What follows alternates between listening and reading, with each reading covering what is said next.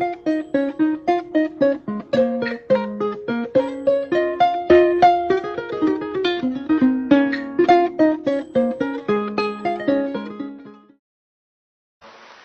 ခြင်းတရားဆိုတာဘယ်လိုသဘောတဘာဝရှိသလဲဆိုတာလေးကနေစပြီးတော့ပြောပါမယ်။တေခြင်းတရားဆိုတာအကျဉ်းမြင်အဖြစ်ဝေဖန်ကြည့်မယ်ဆိုရင်အလွန်တရာမှသိနိုင်ခဲ့တဲ့သဘောရှိတယ်လို့ဒါကိုစပြောခြင်း။ဘာဖြစ်လို့လဲဆိုတော့တတ္တဝါတွေဆိုတာတေခြင်းရင်လွယ်လွယ်လေးတေသွားတာပဲ။မတေခြင်းဘူးဆိုရင်လည်းပဲဘာပဲဖြစ်နေတော်တော်နဲ့မတေဘူး။ဟုတ်လား။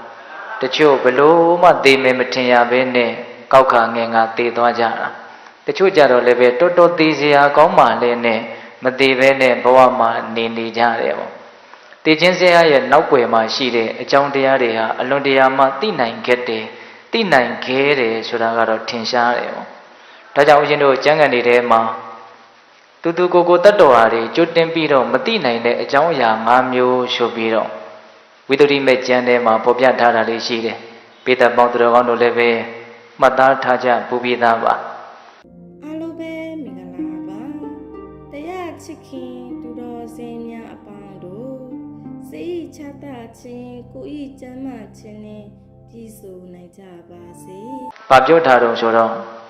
ဇီဝိတံဗျာတိကာလောဇာဒေဟနိခေပနံဂတိတဲ့။ဒါကြဓမ္မတို့ဦးဇင်းတို့ကြိုတင်ပြီးတော့မသိနိုင်တဲ့တေခြင်းတရားနဲ့ပတ်သက်တဲ့အချက်၅မျိုးပေါ့နံပါတ်1ဇီဝိတာတဲ့ဘယ်အသက်ဘယ်အရွယ်မှာသိကြလိမ့်မယ်ဆိုတာကိုတရားဓမ္မတို့ဦးဇင်းတို့တွေဟာကြိုပြီးတော့မသိနိုင်သိနိုင်ခွင့်မရှိဘူးပေါ့နော်အသက်ဆိုတာသိခြင်းတဲ့အရွယ်မှာသိနိုင်တယ်အသက်ဆိုတာကြီးမှသိမယ်ငယ်တုန်းတော့မသိနိုင်ဘူးလို့ဒီလိုမရှိဘူးနော်သိခြင်းတဲ့အရွယ်သိရလိမ့်မယ်ဒီနေရာမှာပိဋကပေါင်းသူတော်ကောင်းတို့တရင်သားတွေကိုကြည့်လို့ရှင်ပို့ပြီးတော့ထင်ရှားတာပေါ့နော်နာယီကန္နာကိုကြည့်လိုက်အသက်50လောက်ကိုဗဟိုပြုတ်ပြီးတော့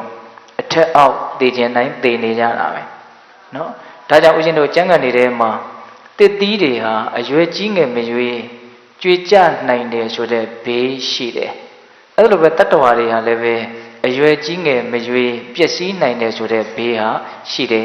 တဲ့ဒါကြောင့်တရားဓမ္မတို့ဦးဇင်းတို့နံပါတ်1ကြိုတင်ပြီးတော့မသိနိုင်တဲ့အချက်ဒီဘယ်အသက်ဘယ်အရွယ်မှာသိရမလဲဆိုတာကိုမသိနိုင်ဘူး။နောက်နံပါတ်2မသိနိုင်တဲ့အချက်ကြတော့ဘာပြောတာတုံးဆိုတော့ဗျာတိတဲ့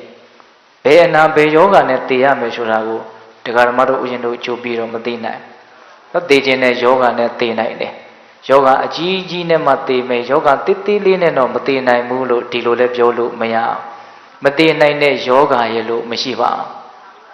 ဦးဇင်းကိုယဉ်နေတဲ့ဒကမာကြီးတယောက်ကပြောဖို့တယ်ဟိုသူ့ရဲ့အမေကကင်ဆာဖြစ်တယ်တဲ့ကင်ဆာဖြစ်တော့ကုကြတာပေါ့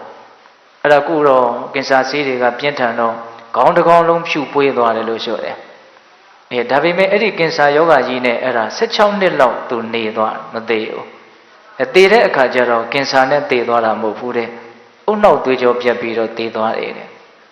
ထင်တရားရှိတာကတော့ကင်ဆာဖြစ်နေတာဆိုတော့ဩကင်ဆာနဲ့ပဲသေမှာလို့ကာယကံရှင်ရောမိသားစုဝင်တွေရောအဲ့လိုတွက်ထားမှာပေါ့ဒါပေမဲ့တကယ်သေသွားတာကတော့ဘုန်းတော်သွေးကြောပြတ်ပြီးတော့သေသွားဒါကြောင့်ပိဋကပေါင်းသူတော်ကောင်းတို့တတ္တဝါတွေမှာဘယ်အနာယောဂနဲ့သေရမယ်ဆိုတာကိုကြိုပြီးတော့မသိနိုင်သေခြင်းတဲ့ယောဂနဲ့သေနိုင်တယ်မသေနိုင်တဲ့ယောဂရဲ့လို့မရှိပါဟုတ်လားနောက်ဦးဇင်းတို့တတိယမြောက်မသိနိုင်တဲ့အချက်ကြတော့ဗာပြောတာတော့ကာလောစနော်ဇီဝိတံဗျာတိကာလောစကာလဆိုတာဘယ်ချိန်ဘယ်ကာလမှာသိကြရလိမ့်မယ်ဆိုတာကိုမသိနိုင်ဘူးနေသေးမလားညသေးမလားနနခင်းသေးမလားနေ့လေသေးမလားညနေသေးမလားမသိနိုင်နော်ကံကုန်တဲ့အချိန်မှာတတ္တဝါတွေကသေရမှာတချို့ထမင်းစားရင်ကံကုန်တယ်ထမင်းစားရင်ပဲသေတယ်ပြီးအောင်ထိမဆောင်ဘူးတချို့လမ်းလျှောက်ရင်ကံကုန်တယ်လမ်းလျှောက်ရင်ပဲသေသွားတယ်ထိုင်ပြီးတော့နားခွင့်မပေးဘူးတချို့ညအိပ်ဆက်ရင်းနဲ့သေသွားတယ်မသိလိုက်ဘူးဘယ်သူမှမနဲ့လင်းမှသေနေမှသိရတယ်ပေါ့နော်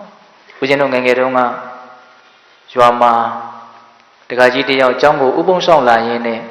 နောက်ကျောင်းစီယိုလေးနာထိုင်ပြီးတော့သူအပေါ့သွားတာအပေါ့ဆွန့်တာအဲ့လိုအပေါ့ဆွန့်ရင်းနဲ့အဲ့ဒီငုတ်တုတ်လေးထိုင်နေရင်းနဲ့သေသွားမသိဘူးဘယ်သူမှ ထိုင်းနေတာကြာလာကြီးလားဆိုတော့သွားကြည့်တော့မှအသက်မရှိတာကိုတွေ့ရတယ်အဲ့တော့ပိဿပေါင်းသူတော်ကောင်းတို့ဘယ်ချိန်ဘယ်ကာလမှာတည်ရမယ်ဆိုတာတရားဓမ္မတို့ဦးဇင်းတို့ကြိုပြီးတော့မသိနိုင်ကိုယ့်ရဲ့လူဘဝမှာနေရမယ်ကံအစွမ်းတရားတွေကုန်တဲ့အချိန်မှာတည်ရလိမ့်မယ်ဟုတ်လားနောက်ဦးဇင်းတို့သုထမြောက်မသိနိုင်တဲ့အချက်ကြတော့မပြောတာတော့ဒေဟနိခေပနဒေဟနိခေပနဆိုတာကမိမိခန္ဓာကိုယ်ပျက်စီးပြီးတဲ့နောက်မှာဒီခန္ဓာကိုယ်ရုပ်အလောင်းကိုဘယ်နေရာဘယ်ဒေသမှာစွန့်ပြစ်ရလိမ့်မယ်ဆိုတာကိုမသိနိုင်ဘူးဟုတ်လားအဲ့ဒီအချက်လေးကတော့ဒီကနေ့ခေတ်မှာပို့ပြီးတော့ထင်ရှားတယ်လို့တောင်ဆိုရမလို့ရှိတယ်ဘာလို့လဲဆိုတော့တချို့လေရင်စီးရင်နဲ့လေရင်ပြက်ပြီးတော့ကောင်းငင်မော်ရင်ပြာကျသွားကြတာဟုတ်လားတချို့သင်္ဘောစီးရင်နဲ့သင်္ဘောမောက်ပြီးတော့ရေထဲမှာငါးစာဖြစ်သွားကြတာဟုတ်လားဒါကြောင့်ဒီနားမှာမွေးပြီးတော့ဒီနားမှာပဲနေပြီးဒီနားမှာပဲတည်လိမ့်မယ်လို့ဘယ်သူမှပြောလို့မရအောင်ရောက်ချင်တဲ့နေရာကိုရောက်ပြီးတော့ပျောက်ချင်တယ်လို့ပျောက်သွားနိုင်တယ်ပေါ့ဟုတ်လားဒါကြောင့်တရားဓမ္မတို့ဦးဇင်းတို့ကြိုးပြီးတော့မသိနိုင်တဲ့နံပါတ်၄အချက်ဒီဒီယုတ်ခန္ဓာယုတ်ကလတ်ကိုဘယ်နာကိုစွန့်ရမယ်ပြည့်ရမယ်ဆိုတာကိုမသိနိုင်ဘူးတဲ့နောက်ဦးဇင်းတို့၅ခုမြောက်မသိနိုင်တဲ့အချက်ကတော့တော်တော်စဉ်းစားစရာကောင်းတယ်အဲ့ဒါကဘာလို့ဆိုတော့ဂတိတဲ့ဂတိဆိုတာကခန္ဓာကိုယ်ပျက်စီးပြီးတဲ့နောက်မှာဘယ်ပုံဘဝဘယ်ဌာနကိုရောက်လိမ့်မလဲဆိုတဲ့လားရရောက်ရပုံဘဝပုံဌာနကိုဒါဂတိလို့ပြောတာနော်ပုထုဇဉ်တွေဆိုတာကတေဂာနိစိတ်အနေထားလေးပေါ်မှာအဓိကမူတည်ပြီးတော့အပေလေးပုံလူပုံနတ်ပုံရောက်ချင်တဲ့နေရာကိုရောက်သွားနိုင်တယ်ပေါ့နော်တေပင်မောကတိရွက်လေးတရွက်ကြွေကြလာပြီဆိုလို့ရှိရင်ဒီတိရွက်ကလေးဘယ်နာမှာကြမယ်လို့ဘယ်သူမှတိတိကျကျခံမှန်းလို့မရအောင်သူ့ရဲ့လေးတိုက်ခြင်းအစရှိတဲ့အကြောင်းအမျိုးမျိုးပေါ်မှာမူတည်ပြီးတော့ကြခြင်းတဲ့နေရာကိုကြသွားမယ်ပေါ့အဲ့ဒါလိုပဲတရားဓမ္မတို့ဦးဇင်းတို့ပုထုဇဉ်တွေဆိုတာလားရာဂတိမမြဲတဲ့အတွက်ကြောင့်ရောက်ချင်တဲ့ဘဝကိုရောက်သွားနိုင်တယ်ဟုတ်လားအရိယာသူတော်ကောင်းတွေဆိုတာကတော့တက္ကာယဒိဋ္ဌိကိုပယ်ရှားပြီးသားဖြစ်တဲ့အတွက်ကြောင့်ယုံညံ့တဲ့ပူလောင်တဲ့ဆိုးဝါးတဲ့ဘဝတွေကိုသူတို့ကရောက်เสียအကြောင်းမရှိတော့ဘူးသူဂတိဘဝကိန်းသိမြဲတယ်ပေါ့တရားဓမ္မတို့ဦးဇင်းတို့မှာတော့ဝိနိပါတိကနော်ဗယံပရာကြရတယ်ရောက်ရတယ်ဆိုတဲ့ဘေးကြီးကရှိနေတယ်ဒါကြောင့်တတ္တဝါတွေဟာကိုယ်တည်ပြီးတဲ့နောက်မှာဘယ်ဘဝကိုရောက်မယ်ဆိုတာကိုလည်းကြိုပြီးတော့မသိနိုင်ဘူးတဲ့အဲ့တော့ဒီအချက်၅ချက်ဟာစဉ်းစားကြည့်မယ်ဆိုရင်ထိတ်လန့်စရာလည်းကောင်းတယ်လို့ဆိုရမှာပေါ့ဟုတ်လားခက်တာကလူတွေကသိချင်းတရားနဲ့ပတ်သက်ပြီးတော့နားမလည်ကြတာတော့မဟုတ်နားလည်တယ်ဘာခက်နေတာတော့ဆိုတော့အဲ့ဒီနားလည်ထားတဲ့နားလည်မှုကိုမစင်သားပဲနဲ့မစင်ញင်ပဲနဲ့အမှတ်မရပဲနဲ့အမေကြီးမေ့နေတယ်ဆိုတဲ့အချက်ကခက်နေတာလူတိုင်းတနေ့သေရလိမ့်မယ်ပျက်စီးရလိမ့်မယ်ဆိုတာကိုတော့သိကြပါတယ်မသိဘူးမဟုတ်ပါဘူးသို့တော့အဲ့ဒီသိထားတဲ့သိမှုကိုတခါတလေတနေ့သာကုံသွားတယ်တခါမှမစင်သားမိတဲ့ရက်တွေမရှိဘူးလားရှိတာပေါ့နော်ဒါကြောင့်ပိဿတို့ဦးဇင်းတို့တွေဟာအလွန်အရေးကြီးတဲ့သေခြင်းတရားကိုအမေကြီးမေ့ပြီးတော့ဘဝမှာနော်လှုပ်တဲ့လှုပ်ထိုက်တာတွေကိုမလှုပ်မိပဲနဲ့မလှုပ်တဲ့မလှုပ်ထိုက်တာတွေကိုလှုပ်မိပြီးတော့ကိုယ်ဘဝဆင်းရဲတာတွေနှစ်မွန်းရတာတွေရှိတာပေါ့ဒါကြောင့်သေခြင်းတရားနဲ့ပတ်သက်ပြီးတော့အများကြီးစဉ်းစားသင့်တယ်ခုစဉ်းစားစရာတွေကဒါဒီအချက်ကလေးတွေကိုပြောပါတယ်နော်အဓိကဘာပြောတော့ဆိုတော့သေခြင်းတရားဆိုတာအလွန်တရာမှသိနိုင်ခဲ့တယ်နော်ဖြစ်ချင်တဲ့အချိန်မှာဖြစ်ချင်တယ်လို့ဖြစ်ချင်တဲ့နေရာမှာဖြစ်သွားနိုင်တယ်ဒါကြောင့်ဦးဇင်းတို့ကျမ်းဂန်တွေထဲမှာသေခြင်းတရားဆိုတာများစွာစစ်တီရှိတဲ့သေမင်းဆိုပြီးတော့မြတ်စွာဘုရားဟောမဟာသေနေနမစ္ဆုနာသေမင်းမှာစစ်တီများစွာရှိတယ်ဒီနေရာမှာသေမင်းဆိုတာကတဏှတရားမှာတဏှရာမှာတတိတနန်းကြီးနဲ့နေနေတာမျိုးမဟုတ်ပါဘူးသေမင်းဆိုတာဒီခန္ဓာကိုယ်ကြီးကိုပဲသေမင်းလို့ပြောတာသေမင်းမှာစစ်တီများစွာရှိတယ်ဆိုတာဘာပြောတာတုံးဆိုတော့ဒီခန္ဓာမှာပျက်စီးစရာအကြောင်းတရားတွေအများကြီးရှိတယ်လို့ပြောတာအမျိုးမျိုးသောအကြောင်းကြောင့်ပျက်စီးနိုင်တယ်ပျက်စီးခြင်းရဲ့အကြောင်းတရားတွေအများကြီးရှိတယ်ဒါကိုပြောတာဘာမဟုတ်တဲ့အကြောင်းလေးကြောင့်လည်းပဲပျက်စီးသွားနိုင်တယ်ဒါကြောင့်မြတ်စွာဘုရားကမဟာသေနေနမစ္ဆုနာသေမင်းမှာစစ်တီများစွာရှိတယ်လို့ပြောတာနော်ဒီကထာလေးဒီစကားလေးလူတိုင်းကြားဖို့ပါလေဣဇေဝကိစ္စမာတပံကောဇင်ညာမရဏံတုဝေနာဟိနောသင်္ကရတေနမဟာသေနေနမစ္ဆုနာဆရာတော်တန်ဃာတော်တော်တော်များများလဲဒီကထာလေးကိုရွတ်ဆိုပြီးတော့ဟောကြတယ်နိဗ္ဗာန်ဆိုတက္ကကြီးတွေလည်းပဲမကြာခဏရွတ်တာရှိတယ်ပေါ့အလွန်လည်းကောင်းပါတယ်ဒီကထာလေးကဣဇေဝကိစ္စမာတပံ ကောင်းမြတ်တဲ့အမှုကိုအခုပဲလုပ်လိုက်ပါတဲ့ကောစင်ညာမရဏံသူဝေမနှက်ဖြံမှာနေရမယ်မနေရဘူးတေရမယ်မတေရဘူးဆိုတာဘယ်သူမှကံတေကံမှာမပြောနိုင်ဘူးတဲ့ဟုတ်လားဘာဖြစ်လို့လဲဆိုတော့မဟာတေနေနမစ္ဆုနာတေမင်းမှာစစ်တီများစွာရှိတယ်အဲ့ဒီစစ်တီများစွာရှိသောတေမင်းနဲ့နတ္ထိနောသင်္ကရံတေနဟုတ်လားအဲ့ဒီတေမင်းနဲ့အချင်းအချက်လှုပ်ထားတယ်ဆိုတာမရှိကြလို့ပဲတဲ့ထင်တော့ထင်ကြတာပေါ့မနှက်ဖြံမသေးသေးပါဘူးလို့ဒါပေမဲ့လို့ပေတပေါင်းသူတော်ကောင်းတို့ဦးဇင်းတို့တိတိကျကျပြောနိုင်တာကတည်သွားကြတဲ့လူတိုင်းတော်တော်များများဟာနော်မနှက်ဖြံလို့တည်မယ်ဆိုရင်ဒီနေ့လိုနေမျိုးကငါမနှက်ဖြံတည်လိမ့်မယ်လို့မထင်မဲနဲ့တည်သွားကြတာပါပဲအဲ့ဒီအချက်တော့ဘယ်သူမှမငြင်းနိုင်ဘူးနော်အေးဒါကြောင့်ပေတပေါင်းသူတော်ကောင်းတို့ဘာကြောင့်တည်ခြင်းတရားသည်အတိခက်တယ်လဲလို့မေးရင်တည်စရာအကြောင်းတရားတွေများလို့အတိခက်တာနော်ဒါကြောင့်ဦးဇင်းတို့ကျမ်းဂန်တွေထဲမှာတည်ခြင်းရဲ့အကြောင်းတရား၄မျိုးဆိုပြီးတော့ပြထားတာလည်းရှိတယ်နော်အာယုခရတဲ့တက်တန်းကုန်လို့တည်ရတာနော်လူသားတွေဟာတက်တန်းထက်ပိုပြီးတော့အများကြီးမနေနိုင်ဘူးနော်တက်တရားရမ်းမှာမွေးဖွားလာတဲ့လူတွေဟာအသက်တရားထက်ပိုပြီးတော့အများကြီးမနေရပါဘူးလူဟာလူတက်တန်းထက်ပိုပြီးတော့ဘယ်လောက်ကြီးများနေနိုင်မှာလဲမနေနိုင်ပါဘူးတက်တန်းကုန်ရင်တည်ရမှာပါဒါတောင်တချို့ကအသက်1000ကျော်ပြီး2000ကျော်ပြီးဒီဆရာတော်ကြီးကဘယ်လိုလို့ပြောရင်ယုံတဲ့လူကလည်းယုံနေကြတာအံ့ဩစရာတော့အကောင်းသားပဲဟုတ်လားအဲ့တော့အာယုခေယတက်တန်းကုန်ရင်တည်ရမှာပါနောက်ဦးဇင်းတို့ကံမက်ခေယကံစွမ်းကုန်လို့တည်သွားကြတာတွေလည်းရှိတယ်တက်တန်းကတော့ကြံသေးတယ်ဒါပေမဲ့လူဘဝကြီးမှာကိုပြုတ်ခဲ့တဲ့နေဖို့အတွက်ကိုပြုတ်ခဲ့တဲ့ကံတရားကအရှိန်အဟုန်ကုန်သွားလို့တည်ကြရတာဒါကတော့တွေးကြည့်ရင်တော်တော်ထိတ်လန့်စရာကောင်းတယ်ဟောဆိုလူဘဝကြီးမှာကိုနေဖို့အတွက်ကံတရားတွေဟာဘယ်အတိုင်းတာထိပါလာတယ်လဲဆိုတာကိုဘယ်သူမှကြိုးပြီးတော့မသိနိုင်အောင်ငါဟာလူဘဝကြီးမှာနေဖို့အတွက်ကံတရားတွေဟာဘယ်အတိုင်းတာဘယ်ပမာဏထိပါလာတယ်ဆိုတာကိုများသိရမယ်ဆိုရင်အဲ့ဒီအချက်ကလေးကိုတွေးမိမယ်ဆိုရင်တော့အလွန်ကောင်းမယ်ပေါ့ခက်တာကအဲ့ဒီအချက်ကိုတရားဓမ္မတို့ဦးဇင်းတို့တွေမသိနိုင်ကံအစွမ်းဘလောက်ပါလာတယ်လဲဆိုတာဒါပေမဲ့ဘယ်လောက်ပါလာတယ်လဲလို့သာမသိတာတိတိကျကျသိနိုင်တဲ့အချက်နဲ့ချက်တော့ရှိတယ်အဲ့ဒါကဘာလို့ဆိုတော့ဘဝမှာနေခဲ့တဲ့လောက်ကံအစွမ်းတရားတွေကုန်ခဲ့ပြီဆိုတဲ့အချက်ရယ်တဖြည်းဖြည်းနဲ့ကံလက်ကြံနဲနဲလိုက်လာတယ်ဆိုတဲ့အချက်ရယ်အဲ့ဒီနှစ်ချက်ကိုတော့တိတိကျကျသိလို့ရတယ်ဟုတ်တယ်မဟုတ်လားကံတရားတွေဘလောက်ပါလာတယ်လဲလို့သာမသိတာနော်နေခဲ့တဲ့လောက်ကုန်ခဲ့ပြီဆိုတဲ့အချက်ရယ်ကံလက်ကြံတဖြည်းဖြည်းနဲ့နဲနဲလိုက်နေတယ်ဆိုတဲ့အချက်ရယ်ကိုတော့မသိနိုင်ဘူးလားသိနိုင်တယ်နောက်လူဝါကြီးမှာအနှစ်30 40နေပြီးပြီဆိုရင်ဒါအနှစ်30 40သာကုန်ခဲ့ပြီပေါ့ဟုတ်လားအေးတပြိုင်နက်တည်းမှာပဲဘဝရဲ့ကံလက်ကြံဟာနေနေလိုက်တယ်ဟုတ်ရလားဒါကြောင့်ပိဿပေါင်းသူတော်ကောင်းတို့ကံစွမ်းကုန်ရင်လည်းပဲတတ္တဝါဟာသေရတာပဲဟုတ်လားဟောတချို့ကြတော့လည်းပဲတဲ့ဥပယခယတက်တန်းရောကံစွမ်းရောနှစ်ပါးစုံတပြိုင်နက်တည်းကုန်သွားလို့သေသွားကြတာလည်းရှိတယ်တဲ့နော်ဒါကတော့ခုခေတ်နော်လူကြီးတွေအသက်80 90သေပြီဆိုရင်ဩဒါမိစားကုန်စီကန်းပြောကြတာမရှိဘူးလားရှိတယ်အေးတချို့ကြတော့လည်းပဲစိတ်ဝင်စားတဲ့ကောင်းတာရှိတယ်ကံစွမ်းရောတက်တန်းရောကြံနေသေးတယ်ဒါပေမဲ့လို့ကပ်ပြီးတော့ဖြတ်တဲ့ကံလို့ဆိုတဲ့ဥပိ္ပစေတကကံကြောင့်သေသွားကြတာလည်းရှိတယ်ဒီကနေ့ခေတ်မှာအဲ့ဒီလိုသေတဲ့လူတွေအများကြီးရှိတယ်နော်တက်တန်းလည်းကြံတယ်ကံစွမ်းလည်းရှိသေးတယ်ဒါပေမဲ့ accident ဖြစ်လို့တစုံတယောက်ကတတ်လို့ခုခေတ်ပိုးပြီးတော့ပေါ်တာပေါ့ဘယ်နာမှာဘလို့ပေါက်ကွဲလို့နော်ဘလို့တိုက်ကြလို့ခိုက်ကြလို့သေကြပြီဆိုတော့ဒါဥပိ္ပစေတကကံနဲ့သေရတာဟုတ်လားဒါကြောင့်ဦးဇင်းတို့ကျမ်းဂန်တွေထဲမှာအဲ့ဒီသေခြင်းရဲ့အကြောင်း၄မျိုးကိုစိတ်ထဲမှာပိုရှင်းသွားအောင်ဥပမာလေးပေးတာရှိတယ်ဦးဇင်းတို့စီမီတောက်ကလေးတစ်ခုထွန်းညှိထားတယ်ဆိုကြပါစို့အဲ့ဒီစီမီတောက်ကလေးဟာ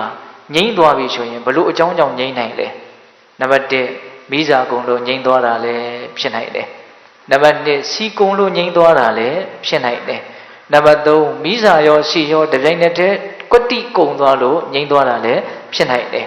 နံပါတ်4မိစာလည်းကြံသေးတယ်စီလည်းကြံသေးတယ်ဒါပေမဲ့လေပြင်းတက်ချက်တိုက်လိုက်လို့သို့မဟုတ်တစုံတစ်ယောက်ကညှိမ့်သက်လိုက်လို့ပယောကအကြောင်းတစ်မျိုးမျိုးကြောင့်ငိမ့်သွားတာလည်း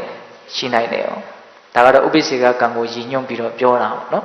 ဒါကြောင့်ပိဋကပေါင်းသူတော်ကောင်းတို့ဘာကြောင့်သေခြင်းတရားဟာသိဖို့မလွယ်တာလဲခက်ခဲနေတာလဲလို့မေးရင်သေခြင်းရဲ့အကြောင်းတရားတွေကအလွန်များလို့ပါ သိခြင်းရဲ့အကြောင်းတရားများတယ်ဆိုတာဒီခန္ဓာကိုယ်ကြီးရဲ့ပျက်စီးနိုင်တဲ့အနေအထားတွေများတာကိုပြောတာဘာမဟုတ်တဲ့အကြောင်းနဲ့လည်းပျက်စီးနိုင်တယ်ကိုမသိနိုင်တဲ့အကြောင်းတရားတွေနဲ့ပျက်စီးသွားကြရမှာဟုတ်ရလားဒါကြောင့်ပိဿပေါင်းသူတော်ကောင်းတို့သိခြင်းတရားနဲ့ပတ်သက်ပြီးတော့ဒီနေရာမှာဘဟုတုတ္တပို့ပြီးတော့များသွားဖို့မြတ်စွာဘုရားဟောထားတဲ့အရကတုတ်တံဆိုတာလေးကိုဦးဇင်းတို့အချင်းချုပ်ပြီးတော့ပြောခြင်းတယ်နော်အဲ့ဒါမြတ်စွာဘုရားကယဟန်တော်တွေကိုဟောခဲ့တာပါယဟန်တို့တဲ့ရှေးတုန်းကဖြစ်ခဲ့မှုတာလေးတစ်ခုကိုပြောပြမယ်ရှေးတုန်းကကာမရာဂကိုဇန်တရားဖြင့်ဖယ်ခွာထားနိုင်တဲ့အယူဝါဒကိုတည်ထင်နိုင်စမ်းရှိတဲ့အရကလို့အမည်ရတဲ့ယသိဆရာကြီးတယောက်ရှိခဲ့ကိုတဲ့အဲ့ဒီဆရာကြီးကအလွန်တော်တဲ့အတွက်ကြောင့်သူ့စီကိုနီးခံပြီးတော့ကျင့်သုံးကြတဲ့ယသိတွေတပည့်တွေယာပေါင်းများစွာရှိတယ်လို့ဆိုတယ်အဲ့ဒါသူတို့ဟာတောတောင်အရက်ကိုအမိပြုတ်ပြီးတော့နေကြတာပေါ့အဲ့ဒီအရကယသိဆရာကြီးကသူ့ရဲ့တပည့်တွေကိုကောင်းတာကိုလုပ်ဖို့မြတ်သောအကျင့်ကိုကျင့်သုံးဖို့တိုက်တွန်းတဲ့နေရာမှာ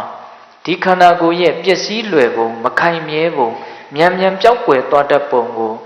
ဖော်ပြပြီးတော့သူကတိုက်တွန်းတဲ့အလေးထားရှိတယ်လို့ဆိုတယ်အဲ့ဒါကိုမြတ်စွာဘုရားကတဆင့်ပြောပြတာပါ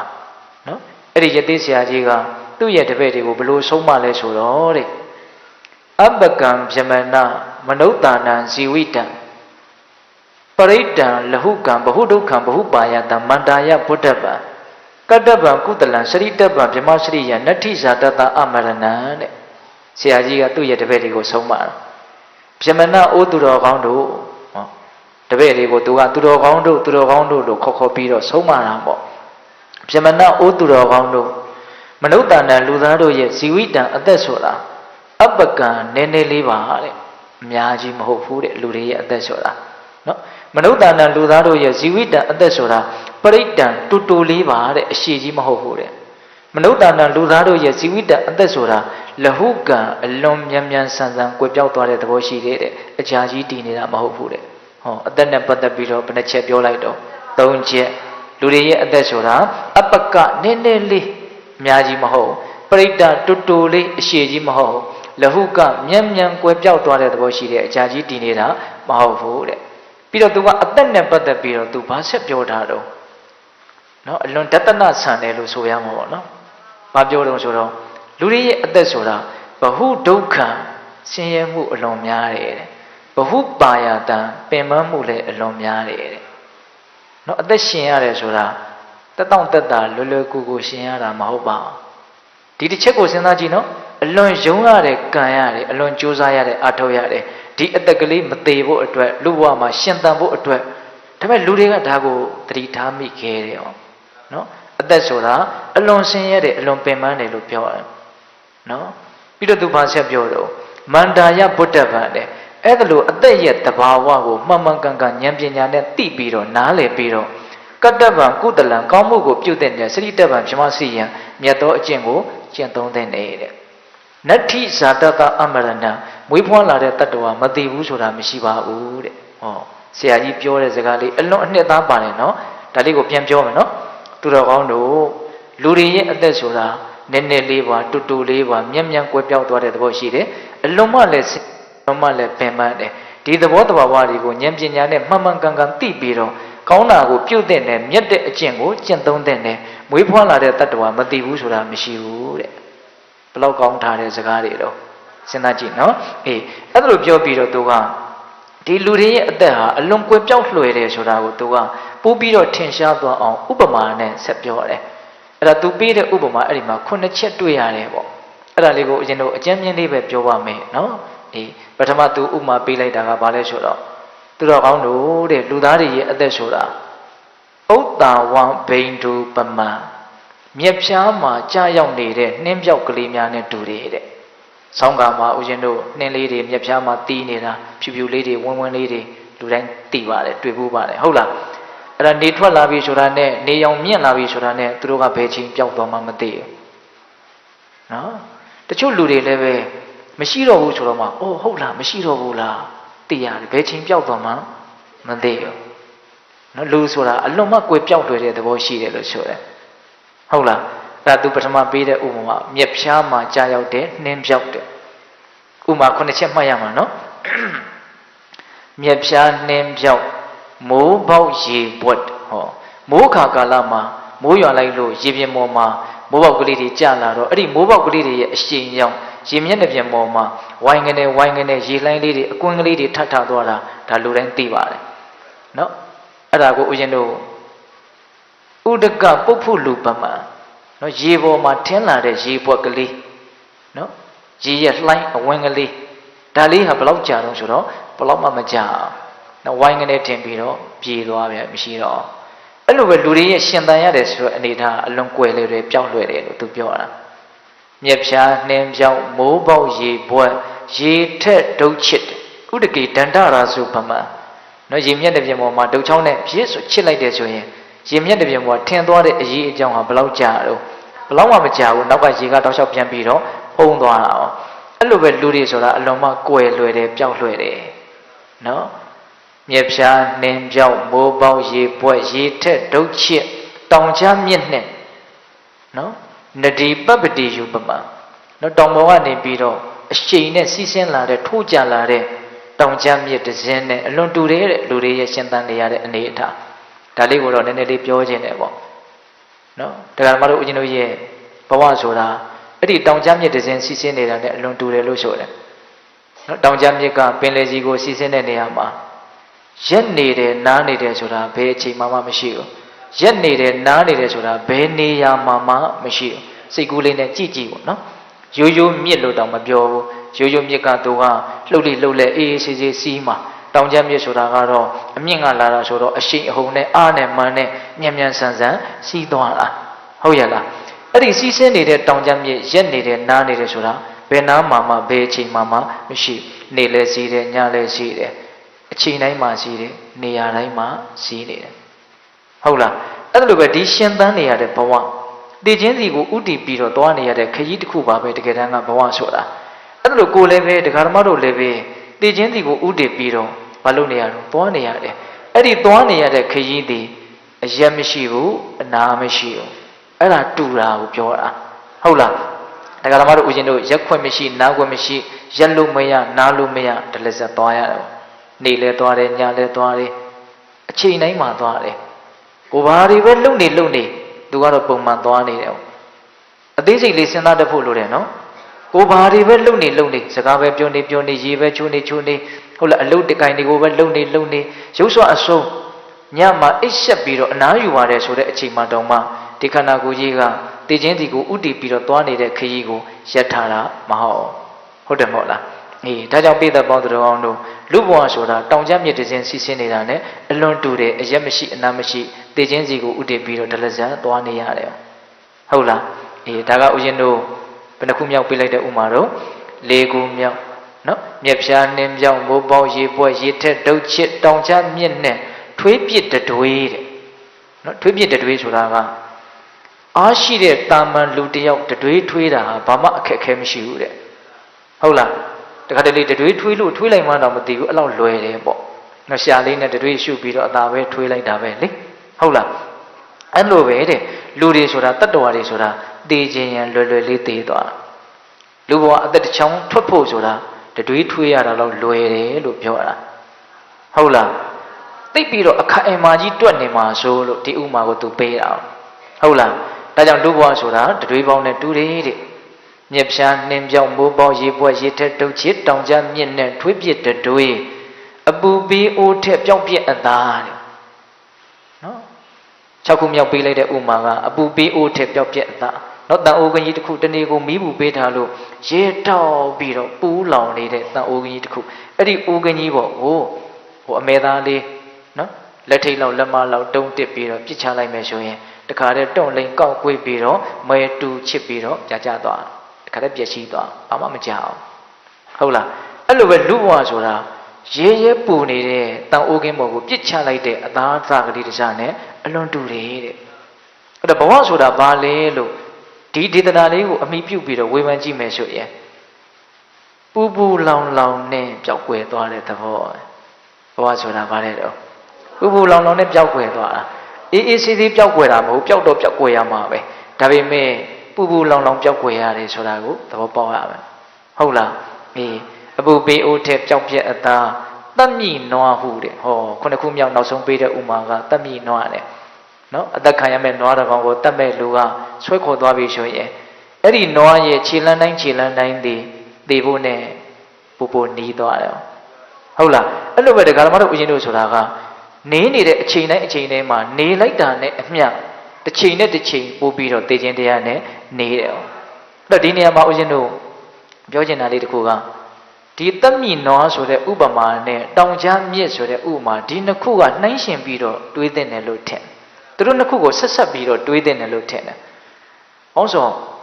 အနာမရှိအရက်မရှိတောင်ကြားမြစ်တစ်စင်းလိုအမြဲတမ်းစီးဆင်းနေရတယ်သွားနေရတယ်ဆိုရင်တော့တေချာတာကဘာလို့ဆိုတဖြည်းဖြည်းနဲ့နေလာပဲ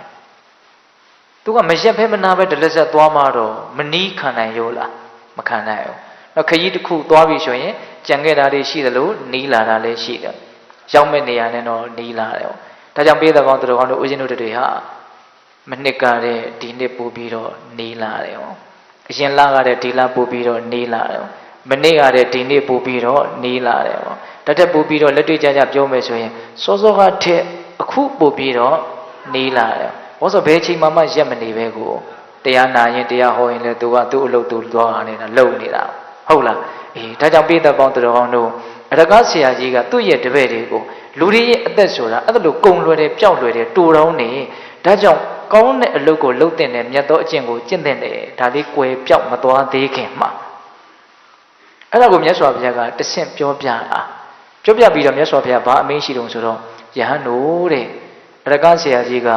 သူ့ရဲ့တပည့်တွေကိုလူတွေရဲ့အသက်ဟာကွယ်လွယ်တယ်ပျောက်လွယ်တယ်လို့ပြောပြီးတော့ဆုံးမမဲ့တာဆုံးမနေတာတဲ့အဲ့ဒီအရကဆရာကြီးတို့ခေတ္တုံးကလူတွေရဲ့အသက်ဟာနှစ်ပေါင်း6000ရှည်တယ်တဲ့ဟုတ်လားပြီးတော့အဲ့ဒီအရကဆရာကြီးတို့ခေတ္တုံးကလူတွေမှာယောဂါဆိုလို့6မျိုးပဲရှိတယ်နော်ထမင်းစားတာရဲ့ရေးစားတာရဲ့ပူတာရဲ့အေးတာရဲ့ကျင်ကြီးစွန့်ကျင်တာရဲ့ကျင်ငယ်စွန့်ကျင်တာရဲ့ဒီ6မျိုးပဲရှိတယ်တဲ့ခန္ဓာကိုယ်မှာမသက်တာတာဆိုလို့ဒါပဲရှိတယ်အဲ့ဒါလောက်ယောဂကင်းပြီးတော့အဲ့ဒါလောက်အသက်ရှည်တဲ့ခေတ်ကာလမှာတောင်မှယသိဆရာကြီးကဒီလိုဟောခဲ့ပြောခဲ့သေးတယ်ဆိုရင်အဲ့ဒီလိုဟောတဲ့ပြောတဲ့လူဘဝဆိုတာအလွန်တူတောင်းနေဆိုတဲ့စကားမျိုးကိုအခုလိုခေတ်အခါမျိုးမှာပို့ပြီးတော့ကောင်းကောင်းမွန်မွန်ပြောတဲ့နေတဲ့မြတ်စွာဘုရားကဘာဖြစ်လို့ဆိုတော့လူတွေရဲ့အသက်ဟာအလွန်ဆုံးနေရလှမှအနှစ်100ပါပဲတဲ့ပိုနေနေလူနေနေပဲဟုတ်လားအေးအဲ့ဒါမြတ်စွာဘုရားကမဟာကရုဏာအလွန်ကြီးမားစွာဖြင့်ဗာဆက်ပြောလို့ဆိုတော့ယဟန်တို့တဲ့အနှစ်100ဆိုတာတိတ်အများကြီးလို့မထင်လိုက်ပါနဲ့ဆိုတဲ့အတိတ်ပဲတိတ်အကြာကြီးလို့မထင်လိုက်ပါနဲ့ဆိုတဲ့အတိတ်ပဲဘာပြောတော့ဆိုတော့နှစ်100ဆိုတာတဲ့လနဲ့တွေ့ရင်ဘယ်လောက်ရှိမလဲတွက်ပြတယ်ဗျမြတ်စွာဘုရားဟုတ်လားနော်တည်င်းဘက်နဲ့တွက်မယ်ဆိုရင်ဘယ်လောက်ရှိမလဲရက်နဲ့တွက်မယ်ဆိုရင်ဘယ်လောက်ရှိမလဲတရက်ကိုထမင်းနှစ်စားတယ်ဆိုရင်နှစ်100ဆိုရင်ထမင်းနှစ်ပေါင်ဘယ်လောက်စားမလဲအဲ့ဒါကစတွက်ပြတာအဲ့ဒါလိုတွက်ပြပြီးတော့မြတ်စွာဘုရားကဗာဆက်အမိန့်ရှိတော့ဆိုတော့ယဟန်တို့တဲ့သင်တို့ကိုတပည့်တာဝကတွေကိုအလွန်မှတနာတတ်တဲ့တပည့်တာဝကတို့ရဲ့အကျိုးစီးပွားကိုလည်းအလွန်မှအလိုရှိတဲ့သင်တို့ရဲ့ဆရာဖြစ်တဲ့ငါဘုရားသည်လှုပ်တဲ့လှုပ်ထိုက်တာကိုလှုပ်ပြီးပြီတဲ့သူပြောတယ်ရှိတာကိုပြောပြီးပြီပေါ့ဆိုလိုတာကဟုတ်လားဟောတာဟာတစ်ပင်ရင်ဖြစ်တယ်ဟောတာဟာစိတ်ငြိမ်ရာဖြစ်တယ်အဲ့ဒီတစ်ပင်ရင်တို့စိတ်ငြိမ်ရာရက်တို့ကိုချင့်ကပ်ပြီးတော့တရားဘာဝနာလုပ်ကိုကြိုးစားပြီးတော့အထုတ်တဲ့မိမိခန္ဓာရဲ့အကြောင်းကိုအမှန်တိုင်းသိအောင်မြင်အောင်ကြိုးစားအထုတ်တဲ့အလွန်မြင့်မြတ်တဲ့အလုပ်ကိုလုပ်တဲ့နောင်ကြတော့မှငါမြင့်မြတ်တဲ့အလုပ်ကိုမလုပ်လိုက်ရဘူးအချိန်လေးကိုအလဟတဖြုံးနှီးခဲ့တယ်ဆိုပြီးတော့နောင်တမ်းဖြင့်ပူလောင်ပင်ပန်းတာမျိုးမဖြစ်ပါစေနဲ့တဲ့အဲ့ဒါဟာသင်တို့အတွက်ပေးတဲ့ငါဘုရားရဲ့အဆုံးအမပဲတဲ့နော်မြတ်စွာဘုရားအဲ့ဒီသုတ်တမှာဟောတာတလုံးမှပြည့်ရစရာမရှိဘူးပေါ့ဟုတ်လားအကုန်လုံးတိတိကျကျသတိထားစရာတွေကိုပဲပြောသွားတာအဲ့ဒါပေးတဲ့ပေါင်းတော်ကောင်းတို့ကိုအရှင်တို့ကဒီသုတ်တန်လေးကိုဘာလို့ပြောတာတုံးဆိုတော့တည်ခြင်းတရားဆိုတာဘယ်လိုသဘောရှိတယ်လဲဆိုတာလေးကိုပို့ပြီးတော့ပြည့်ပြည့်စုံစုံနားလည်သွားအောင်လို့စဉ်းစားမိအောင်လို့ပြောလိုက်တာဒီသုတ်တန်အရာဘယ်လိုပြောတာတော့အလွန်မှမြန်မြန်ဆန်ဆန်ကုန်လွယ်တယ်ပြောင်းလွယ်တယ်ဟုတ်ရဲ့လားအေးအဲ့ဒါဦးဇင်းတို့တည်ခြင်းတရားဆိုတာဘယ်လိုသဘောရှိတယ်လဲဆိုတဲ့တရားရဲ့ပထမပိုင်းတည်ခြင်းတရားဆိုတာအလွန်မှအတိခက်တယ်အလွန်မှကုန်လွယ်ပြောင်းလွယ်တယ်အလွန်မှရှင်ရပင်ပန်းတယ်ဟုတ်ရဲ့လားအေးနောက်ဦးဇင်းတို့ဒုတိယပိုင်းတည်ခြင်းတရားနဲ့ပတ်သက်ပြီးတော့ဗာဆက်ပြောခြင်းတုံးဆိုတော့ တေခြင်းတရားနဲ့တွေ့လာတဲ့အခါမှာအစဉ်ပြေအောင်ရင်ဆိုင်နိုင်ဖို့အတွက်ဘယ်လိုကြိုတင်ပြင်ဆင်အထောက်ထားကြမလဲဆိုတဲ့အပိုင်းဟုတ်လားတေခြင်းတရားဆိုတာကတကယ်တမ်းကလူဘဝမှာအလွန်မှအရေးကြီးတယ်အလွန်မှလည်းအရေးပါတယ်လို့သိထားကြရမှာဘာဖြစ်လို့တေခြင်းတရားကိုအရေးပါတယ်အရေးကြီးတယ်လို့ပြောရလဲဆိုတော့ပြောစရာအချက်တွေများစွာတွေကနော်တေခြင်းတရားအရေးကြီးပုံကိုဘယ်အချက်ကိုကြည်သောအဖြစ်သိနိုင်မလဲဆိုရင်တေဂာနီးမှာစိတ်ကောင်းစိတ်မြတ်ကလေးနဲ့ကြည်ကြည်လင်လင်ချမ်းချမ်းသာသာတေးသွားနိုင်မှကောင်းရမြတ်ရာကိုရောက်မှာနော်တေခြင်းတရားကိုကြောက်ရွံ့တုန်လှုပ်ထိတ်လန့်ပြီးတော့စွစွဝါးဝါတေးသွားမယ်ဆိုရင်တော့အလွန်ယုံညံ့ပူလောင်တဲ့ဘဝတွေကိုပဲရောက်သွားမှာအဲ့ဒီတစ်ချက်ကိုကြည်သောအဖြစ်တေခြင်းတရားဘလောက်အရေးကြီးလဲဆိုတာကိုမသိနိုင်ဘူးလားသိနိုင်တယ်နော်တေခြင်းတရားကိုကောင်းကောင်းရင်ဆိုင်နိုင်ဖို့အတွက်နော်ဘယ်လောက်ထိကြိုတင်ပြင်ဆင်ထားတဲ့လဲဆိုတာကိုယ့်ရဲ့နော်တတိဝရိယဉာဏ်ပညာပေါ်မှာအဓိကမူတည်မယ်ပေါ့ဟုတ်လားအေးအဲ့ဒါဦးဇင်းတို့တေခြင်းတရားကိုအစဉ်ပြေအောင်ရင်ဆိုင်နိုင်ဖို့အတွက်ဘယ်လိုကြိုတင်ပြင်ဆင်ထားကြမလဲဆိုတာနဲ့ပတ်သက်ပြီးတော့ဘယ်ကစပြောခြင်းလို့ဆိုတော့မြတ်စွာဘုရားဟောကြားတော်မူခဲ့တဲ့အဖေယသုတ်တံဆိုတာရှိတယ်အင်္ဂုတ္တပါဠိတော်စတုကနိပတ်ထဲမှာတွေ့ရတယ်နော်ဘာဟောတုံဆိုတော့ခါတဘာမှာမြတ်စွာဘုရားရဲ့ထံကိုတဲ့ဇာနုသောနိဆိုတဲ့ပုံနာကြီးတယောက်ရောက်လာပြီးတော့မြတ်စွာဘုရားကိုစကားတခွန်းလျှောက်တယ်မြတ်စွာဘုရားတဲ့ဟောဒီလောကကြီးမှာတရားမှမကြောက်တဲ့လူရယ်လို့တော့မရှိပါဘူးတဲ့နော်လူတွေဟာမသေးခင်တုန်းကတော့ပြောချင်ရပြောကြတယ်ဒါပေမဲ့တကယ်သေတော့မယ်ဆိုရင်တော့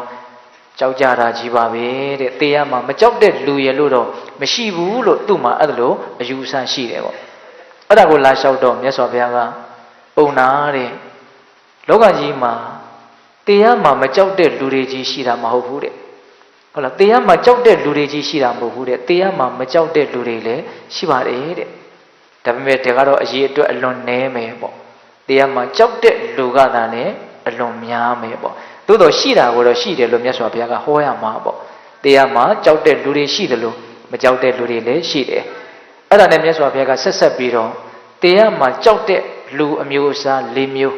တရားမှမကြောက်တဲ့လူအမျိုးအစား၄မျိုးဆိုပြီးတော့ဝေဖန်ပြီးတော့ဟောထားတယ်တရားမှကြောက်ကြတဲ့လူအမျိုးအစား၄မျိုးကဘာတွေတုံးဆိုတော့နံပါတ်1ပုံနာတဲ့ဟောဒီလောကကြီးမှာတချို့လူသားတွေဟာကာမဂုဏ်အာယုန်တွေရဲ့ပုံမှာစွဲမဲ့မှုတွေ့တာမှုမမောမှုမကင်းကြဘူးတဲ့အဲ့လိုလူမျိုးတွေဟာတေလောက်တဲ့ယောဂတစုံတရာဆွဲကပ်လာပြီဆိုတာနဲ့ဩငါဟာချစ်ခင်မြတ်နိုးပေါ်ရာဒီကာမဂုဏ်အာယုန်တွေကိုစွန့်ရတော့မှာပါလားဆိုတဲ့အတွေးနဲ့ကြောက်ရွံ့ထိတ်လန့်တုန်လှုပ်ပြီးတော့တည်သွားကြတယ်တဲ့ဒါတရားမှာကြောက်တဲ့ပထမအမျိုးအစား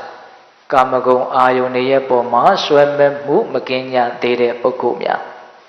နောက်ဒုတိယတရားမှာကြောက်တဲ့အမျိုးအစားကျတော့ဗာပြောတော့ပုံနာတဲ့ဟောဒီလောကကြီးမှာတချို့သူတွေဟာမိမိခန္ဓာကိုယ်ရဲ့ပေါ်မှာဆွဲမဲ့မှုတွေ့တာမှုမမောမှုမကင်းကြဘူးတဲ့အဲ့လိုလူမျိုးဟာလည်းပဲတေလောက်တဲ့ယောဂတစုံတရာဆွဲကပ်လာပြီဆိုတာနဲ့ဩငါဟာချစ်ခင်မြတ်နိုးဝေရငါခန္ဓာကိုယ်ကြီးကိုစွန့်ရတော့မှာပါလားဆိုတဲ့အတွေးနဲ့ကြောက်ရွံ့ထိတ်လန့်တုန်လှုပ်ပြီးတော့တည်သွားကြတယ်တဲ့ဒါတရားမှာကြောက်တဲ့ဒုတိယအမျိုးအစားမိမိခန္ဓာရဲ့ပေါ်မှာဆွဲလန်းမမောမှုမကင်းကြတဲ့ပုဂ္ဂိုလ်တွေပေါ့နောက်တရားမှာကြောက်တဲ့တတိယအမျိုးအစားဘာလဲဆိုတော့ပုံနာတဲ့ဟောဒီလောကကြီးမှာတချို့သူတွေဟာကောင်းမှုကမလုပ်ရသေးဘူးမကောင်းမှုကတော့လုပ်ပြီးသားဖြစ်နေတယ်တဲ့အဲ့လိုလူမျိုးဟာလည်းပဲတေလောက်တဲ့ယောဂတစုံတရာဆွဲကပ်လာတာနဲ့ဩငါကောင်းတာကမလုပ်ရသေးဘူးမကောင်းတာတွေကလုပ်ပြီးသားဖြစ်နေပြီငါတော့ယုံညံ့တဲ့ဘဝတွေကိုရောက်တော့မှာပဲနဲ့တူပါရဲ့ဆိုတဲ့အတွေးတွေနဲ့ကြောက်ရွံ့ထိတ်လန့်တုန်လှုပ်ပြီးတော့တည်သွားကြတယ်တဲ့ဒါတရားမှာကြောက်တဲ့တတိယအမျိုးအစားနောက်စတုထအမျိုးအစားကျတော့ဘာပြောတော့ပုံနာတဲ့ဟောဒီလောကကြီးမှာတချို့သူတွေဟာသူတော်ကောင်းတရားရဲ့ပုံမှာယုံမှားတန်တရားမကင်းကြဘူးတဲ့တန်တရားတွေရှိနေတယ်အဲ့လိုလူမျိုးဟာလည်းပဲဩတေလောက်တဲ့ယောဂတကုံတရားဆွဲကပ်လာပြီဆိုတာနဲ့ငါဟာလူဖြစ်ပါလေခင်နဲ့သူတော်ကောင်းတရားရဲ့ပုံမှာယုံမှားတန်တရားကင်းအောင်ငါမကြိုးစားနိုင်ခဲ့ဘူးငါသူတော်ကောင်းတရားရဲ့ပုံမှာယုံမှားတန်တရားတန်လန်းကြီးနဲ့နေခဲ့တာဆိုတဲ့အတွေးတွေနဲ့နော်ကြောက်ရွံ့ထိတ်လန့်တုန်လှုပ်ပြီးတော့တည်ကြရတယ်တဲ့ဒါတရားမှာကြောက်တဲ့အမျိုးအစား၄မျိုးနော်ကာမဂုဏ်အာယုန်ရဲ့ပုံမှာဆွဲမဲ့မှုမကင်းကြတဲ့သူနော်ခန္ဓာကိုယ်ရဲ့ပုံမှာဆွဲမဲ့မှုမကင်းကြသေးတဲ့သူတွေဟုတ်လား ကောင်းမှုကလုတ်ပြီးသားကောင်းမှုကမလုတ်ရသေးဘူးမကောင်းမှုကလုတ်ပြီးသားဖြစ်နေတဲ့ဆိုတဲ့ပုဂ္ဂိုလ်တွေဟုတ်လားသူတော်ကောင်းတရားရဲ့ပုံမှာယုံမှားတန်တရားမကင်းညာသေးတဲ့ပုဂ္ဂိုလ်တွေဟောဒါတရားမှာကြောက်တဲ့လူတွေပေါ့နောက်တရားမှာမကြောက်တဲ့လူတွေကြတော့ဒါနဲ့ဆန့်ကျင်ဘက်ပေါ့ပေတတော်မှာစဉ်းစားနိုင်တဲ့ဉာဏ်ပညာရှိပါတယ်ဟုတ်လားအေးဒါနဲ့ဆန့်ကျင်ဘက်ကာမဂုဏ်အာယုံရဲ့ပုံမှာဆွဲမဲ့မှုကင်းကြတဲ့ပုဂ္ဂိုလ်များမိမိခန္ဓာကိုယ်ရဲ့ပုံမှာဆွဲလန်းမဲ့မှုကင်းကြတဲ့ပုဂ္ဂိုလ်များကောင်းမှုကတော့လုတ်ပြီးသားမကောင်းမှုကတော့မလုတ်ဘူးဆိုတဲ့ပုဂ္ဂိုလ်မျာ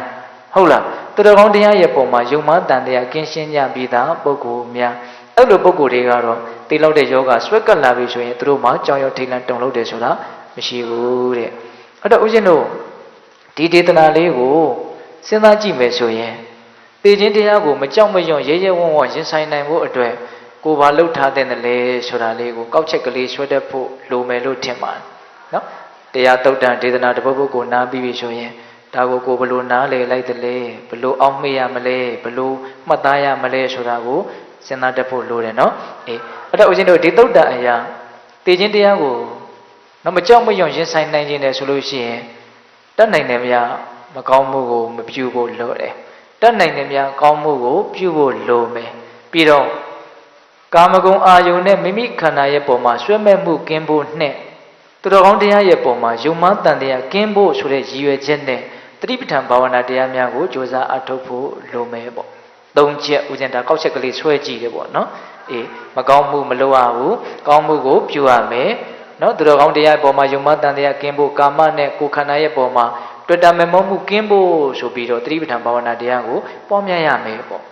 ဟုတ်လားအဲ့လိုဆိုရင်ဦးဇင်းတို့မကောင်းမှုရှောင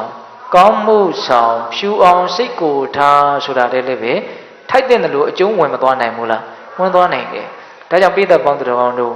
ကိုယ့်ရဲ့ဘဝမှာအလွန်အရေးကြီးတဲ့သေခြင်းတရားနဲ့ရင်ဆိုင်တဲ့အခါမှာအသေးကောင်းဖို့ဆိုတဲ့ရည်ရွယ်ချက်ကလေးထားပြီးတော့မကြောက်မရွံ့တိတိငြိမ်ငြိမ်အေးအေးချမ်းချမ်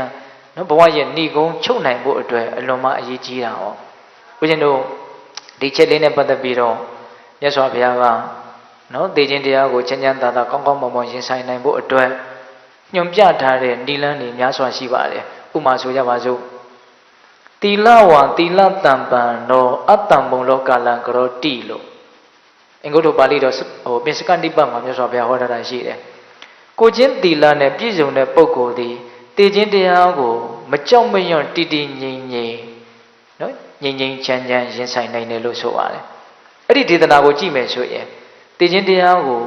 မကြောက်မရွံ့ရင်ဆိုင်နိုင်ဖို့အတွက်၅ပါးသီလပြည့်စုံအောင်ကြိုးစားထားရမယ်ဆိုတဲ့အချက်ကိုချင်းသီလနဲ့ပြည့်စုံတဲ့ပုဂ္ဂိုလ်တယောက်အတွက်သေခြင်းတရားဟာကြောက်စရာမဟုတ်ဘူးလို့မှန်မှန်ကန်ကန်နားလည်ထားရမယ်ဟုတ်ရဲ့လားကိုကောင်းကောင်းမွန်မွန်နေခဲ့ပြီပဲတည်တဲ့အချိန်ပျက်စီးမဲ့အချိန်ဒါတည်ဖို့ပဲရှိတာပဲမတည်အောင်လည်းဘယ်သူမှတတ်နိုင်တာမဟုတ်တယ်မဟုတ်လားအဲ့တော့ကိုတတ်နိုင်တာကဘာလို့ဆိုတော့ကောင်းကောင်းမွန်မွန်နေလိုက်ဖို့ပဲဟုတ်တယ်မဟုတ်လားအေးအဲ့တော့နောက်တစ်ချက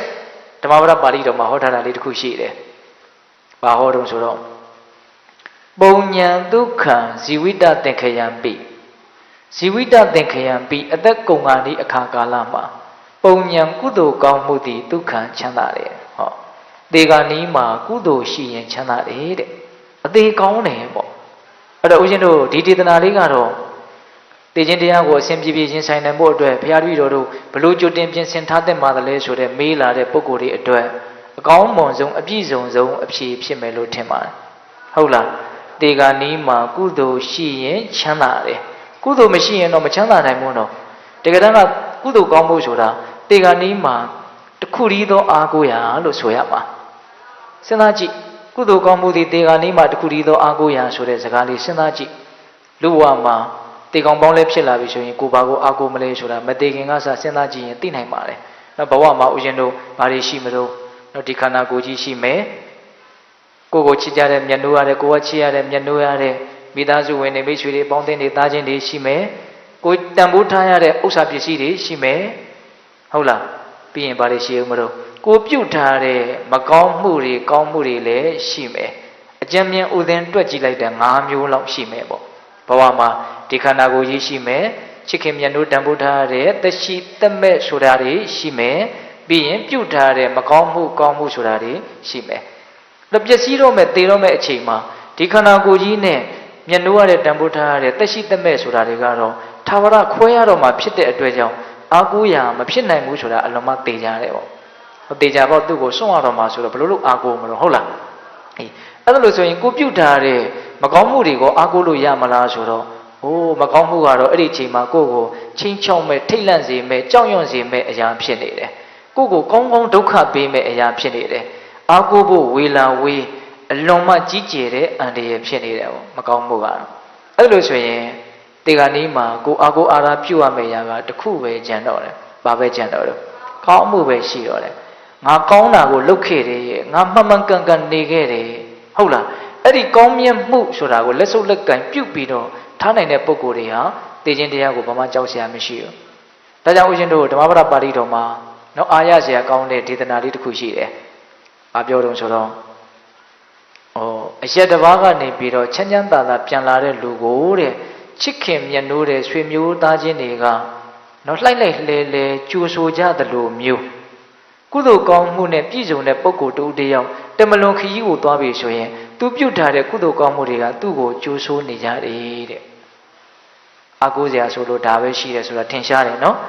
်အေးပြီးတော့ဦးဇင်းတို့ဓမ္မောပါပိတိတုဂတိနော်သူတော်ကောင်းတရားကောင်းမှုဆိုတာကတတ္တဝါကိုမြင့်မြတ်တဲ့ဘဝကိုပဲပို့မှာယုံညံ့တဲ့ဘဝကိုမပို့ဘူးအဲ့တော့ဒီနေရာမှာဦးဇင်းတို့ပိဋကပေါင်းတော်ကောင်းတို့လူတွေတရားမှာကြောက်တယ်ဆိုတာကငါတင်ရင်ယုံညံ့တဲ့ဘဝတွေကိုမြန်ရောက်သွားလိမ့်မလားဆိုတဲ့အတွေးကအများကြီးချင်းချောက်တယ်လို့ထင်ပါတယ်ဟုတ်လားအဲ့တော့ကိုကကောင်းမှုလုပ်ထားတယ်ဆိုရင်ကောင်းမှုကယုံညံ့တဲ့ဘဝကိုမပို့ဘူးမြင့်မြတ်တဲ့ဘဝကိုပဲပို့မှာဟုတ်လားဒါကြောင့်ကောင်းမှုရှိတဲ့လူဟာတရားမှာကိုဘာမှကြောက်စရာမရှိဘူးဟုတ်လားမြေဦးကွဲလို့ရွှေဦးရမယ်ဆိုတာကိုသိနေတဲ့လူတယောက်ဒီမြေဦးကွဲတာကို तू ဘာမှစိုးရိမ်နေကြကြောက်နေကြမရှိဘူးသဘောပေါက်တယ်မို့လားအေးဒါကြောင့်ပိဋကပေါင်းသူတော်ကောင်းတို့ကောင်းမှုနဲ့ပြည့်စုံတဲ့ပုဂ္ဂိုလ်သည်သိခြင်းတရားကို तू မကြောက်ဘူးတနည်းအားဖြင့်သိခြင်းတရားကိုမကြောက်ချင်ဘူးဆိုရင်ကောင်းမှုနဲ့ပြည့်စုံအောင်ကြိုးစားရမယ်ဟိုဦးဇင်းတို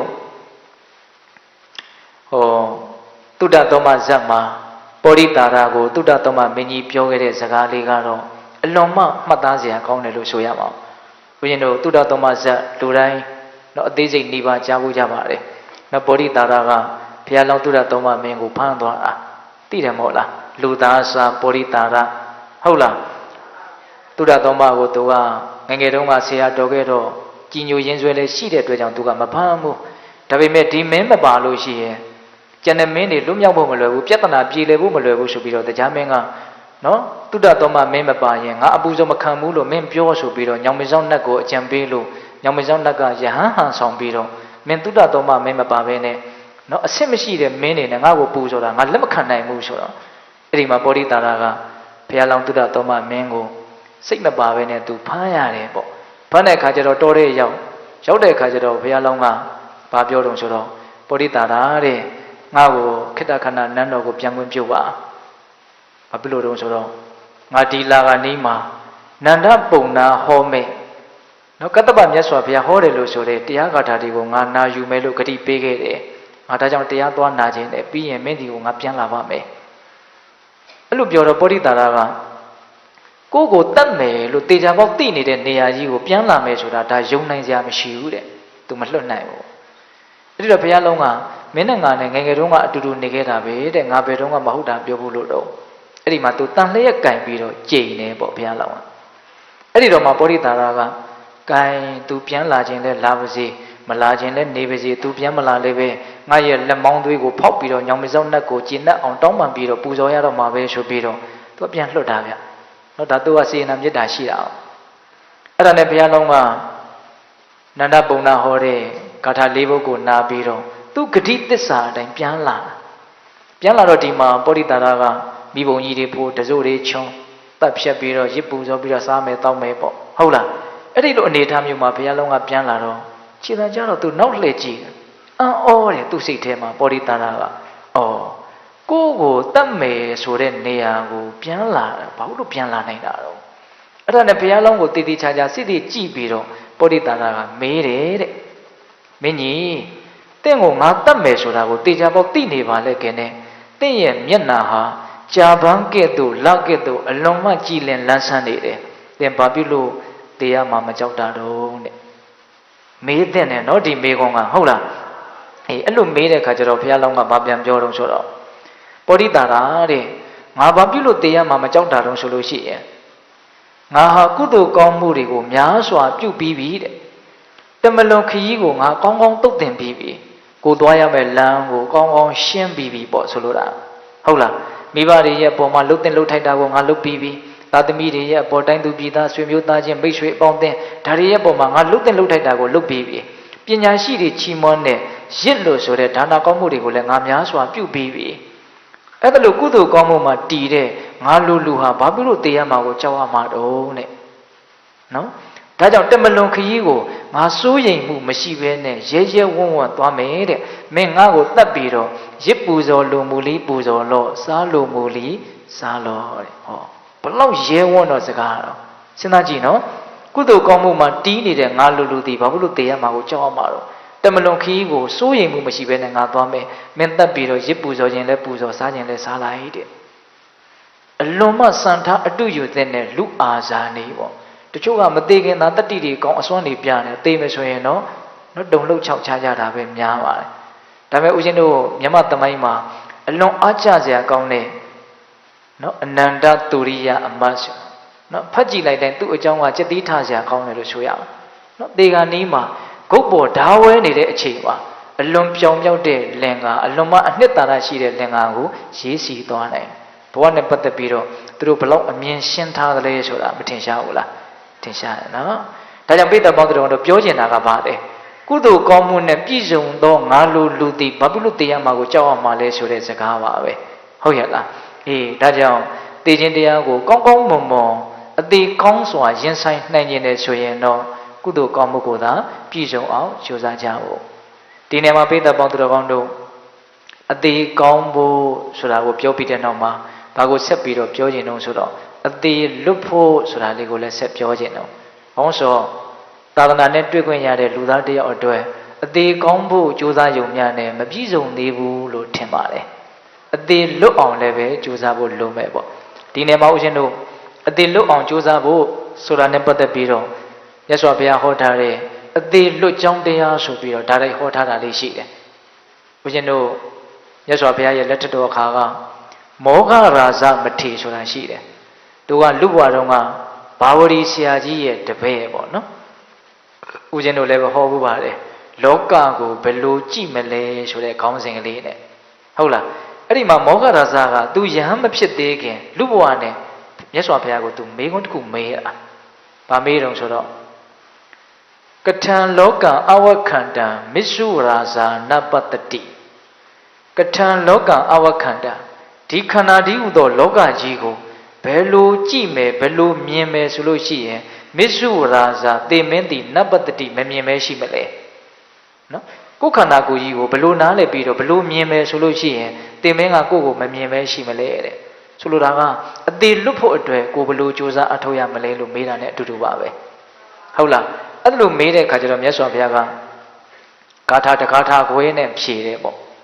နော်သုံးညတောလောကောအဝခတုမောဂရာဇတတာတတောအတ္တနုဒိဋ္ဌိဥဟိဇဧဝံမစ္စုတရောတိယဧဝံလောကအဝခန္တမစ္စုရာဇာနပတ္တိတဲ့အလွန်မှမှတ်သားစရာကောင်းတဲ့ဂါထာလေးပါပဲဟုတ်လားဘာပြောတော့ဆိုတော့မောဂရာဇာတဲ့အသေးလွတ်ချင်တဲ့တေမင်းကကိုယ့်ကိုမမြင်စေခြင်းဘူးဆိုလို့ရှိရင်တတာတတောတဲ့အမြဲတမ်းတတိရှိရမယ်ဟောနော်နံပါတ်1အမြဲတမ်းပါရှိရမယ်တတိရှိရမယ်တတိကဘယ်မှာရှိရမှာလဲဆိုတော့ဒီခန္ဓာကိုယ်ကြီးပေါ်မှာရှိရမှာဟုတ်လားတဲ့ပြောရရင်ပရမတ္ထတရားတွေရဲ့ပုံမှာတတိရှိရမယ်နော်ယုတ်တဘာဝနန္တဘာဝဖြစ်เสียအကြောင်းရှိလို့ဖြစ်ပေါ်လာတဲ့ဒီတဘာဝတရားတွေရဲ့ပုံမှာအောက်မေ့မှုအမှတ်ရမှုနော်တတိရှိရမယ်တတိရှိမှတိလိုက်တာတွေကိုဆက်ပြီးတော့သိသွားမှာတတိမရှိရင်ဘာမှမသိနိုင်လောကီလိုလည်းပဲတတိမရှိရင်အကုန်မှားမယ်ဟုတ်လားလောကုတ္တရာတို့တရားရှုတော့မှကြည့်မယ်ဆိုရင်လည်းတတိရှိမှတတိမရှိရင်ဘာမှမဖြစ်ဘူးဟုတ်လားတတိနဲ့ကင်းပြီးတော့သူတော်ကောင်းတရားဆိုတာဖြေရိုးထုံးတာမရှိဘူးနော်ဒါကြောင့်ဘာလို့ဆိုတော့မောဃရာဇတတာတတောတဲ့မောဃရာဇတဲ့အတိလွတ်ချင်တယ်ဆိုရင်နံပါတ်1တတာတတောတဲ့တတာဆိုတာအမြဲတမ်းတတ္တာယုံကြည်မှုကိုပြောတာမဟုတ်ဘူးသူကတာရဲ့ဓာတ်တွေရေးချရဲ့ရေးတာတတာအမြဲတမ်း နော်ဘာလို့ရမလို့တတိရှိရမယ်အဲ့ဒါလိုးနေလို့တန်တရားကမလွတ်ကြလားဟုတ်လားတတိကအမြဲတမ်းမရှိဘူးနော်တက္ကရာမတို့ဦးရှင်တို့တွေကဟုတ်လားနော်တရားတော်အမြဲတမ်းတတိရှိရမယ်ပြီးတော့ဘာလို့ဆိုတော့အတ္တနုဒိဋ္ဌိဥပိ္ပဇတဲ့အတ္တဒိဋ္ဌိကိုပယ်နှုတ်ပြရမယ်တဲ့ဟောအတ္တဒိဋ္ဌိကိုပယ်နှုတ်ရမယ်အတ္တဒိဋ္ဌိဆိုတာကဒီထင်ရှားရှိတဲ့ယုံ nant တက္ကာယတရားကိုငါလို့သူလို့ပုဂ္ဂိုလ်တ attva လို့ထင်တဲ့အထင်မှားကိုအတ္တဒိဋ္ဌိလို့ပြောတယ်ပုထုဇဉ်တိုင်းမှာရှိရနော်အဲ့ဒီအတ္တဒိဋ္ဌိကအဲ့ဒီအတ္တဒိဋ္ဌိကိုဘာလို့ရမှာတော့ပယ်နှုတ်ရမယ်ဖယ်ရှားရမယ်ဆိုတဲ့အသုံးနှုန်းနဲ့မကဘူးသူကပယ်နှုတ်ရမယ်နော်ဖယ်ရမယ်ဆိုရင်တော့သူကအပေါ်ယံကတ်နေတယ်အပေါ်ယံလောက်လို့အဓိပ္ပာယ်ရတယ်ခုကနှုတ်ရမယ်နှုတ်ရမယ်ဆိုတော့ဘလို့ဖြစ်နေအတဲကိုနဲ့နဲ့ဆိုင်ဆိုင်စူးဝင်နေတယ်ဆိုတဲ့အဓိပ္ပာယ်ကိုပြောပြီးသားဖြစ်တယ်လို့ထင်ပါတယ်ဟုတ်တယ်မဟုတ်လားအေးပယ်နှုတ်ရမယ်တဲ့နော်တန်တရားတစ်ခွင်ကအမြင့်ဆွဲနေတာဒါကြီးကငါလို့သူလို့ပုဂ္ဂိုလ်တ attva လို့ထင်းနေတာဒါကြီးနှုတ်နိုင်ရင်လည်းပဲသမုစေသပါနဲ့ဒါကြီးနှုတ်နိုင်ရင်လည်းပဲဒါအရိယာဖြစ်တယ်လို့ဆိုရတာပါပဲဟုတ်လားခုပါပြောတော့အတ္တဒိဋ္ဌိကိုပယ်နှုတ်ရမယ်ပြီးတော့နံပါတ်3သုံးညတ်တော်လောကောအဝခတုတဲ့ဒီခန္ဓာဒီဟူသောလောကကြီးကိုသုံးညတ်တလို့မြင်အောင်ကြည့်ရမယ်တဲ့နော်လောကဆိုတာဒီခန္ဓာကိုယ်ကြီးကိုအဓိကရည်ညွှန်းတာပါတတ္တလောကသင်္ခါရလောကဩဃတလောကလို့လောက၃မျိုးရှိတယ်လောကကြီးကိုသုံးညလို့မြင်အောင်ကြည့်ရမယ်ဆိုတာအဓိကကတတ္တလောကသင်္ခါရလောကနော်ဒီဖြစ်ပေါ်နေတဲ့သဘာဝတရားတွေကိုသုံးညလို့မြင်အောင်ကြည့်ရမယ်သုံးညဆိုတာအဓိပ္ပာယ်ကဘာလဲတော့တန်ဖိုးမရှိဘူးဘာတန်ဖိုးမှမရှိဘူးဟုတ်လားအဲ့ဒါလိုပဲဦးဇင်းတို့ဒီခန္ဓာကိုယ်ဒီလောကကြီးဟာဘာတန်ဖိုးမှမရှိဘူးလို့မြင်အောင်ကြည့်ရမယ်အဲ့တော့တန်ဖိုးဆိုတာဘာလဲတန်ဖိုးဆိုတာကိုသိမှတန်ဖိုးမရှိဘူးဆိုတာကိုဆက်စဉ်းစားလို့ရမှာနော်အဲ့တော့ဦးဇင်းတို့တန်ဖိုးဆိုတာဘာလို့ဆိုတော့တန်ဖိုးဆိုတာခိုင်မြဲတဲ့သဘောဟာတန်ဖိုးပေါ့ချမ်းသာတဲ့သဘောဟာတန်ဖိုးပေါ့အစိုးရတဲ့ပိုင်တဲ့နိုင်တယ်ဆိုတာတန်ဖိုးပေါ့ဟုတ်လားဒီသင်္ခါရလောကဒီတတ္တလောကကြီးမှာအဲ့ဒီတန်ဖိုးတွေတစ်ခုမှမရှိဘူးနေဆာခိုင်နေမြဲတယ်တည်တယ်ဆိုတဲ့တန်ဖိုးမရှိဘူးဟုတ်လားဒါကြောင့်သူဒီတုံညဒုက္ခကောင်းနေချမ်းသာတယ်ဆိုတဲ့တန်ဖိုးမရှိဘူးဒါကြောင့်သူဒီတုံညအတ္တအစိုးရတဲ့ပိုင်တဲ့နိုင်တယ်ဆိုတဲ့တန်ဖိုးမရှိဘူးဒါကြောင့်သူဒီတုံညတန်ဖိုးဘယ်နှမျိုးစိတ်သုံးနေတော့၃မျိုးစိတ်သုံးနေတယ်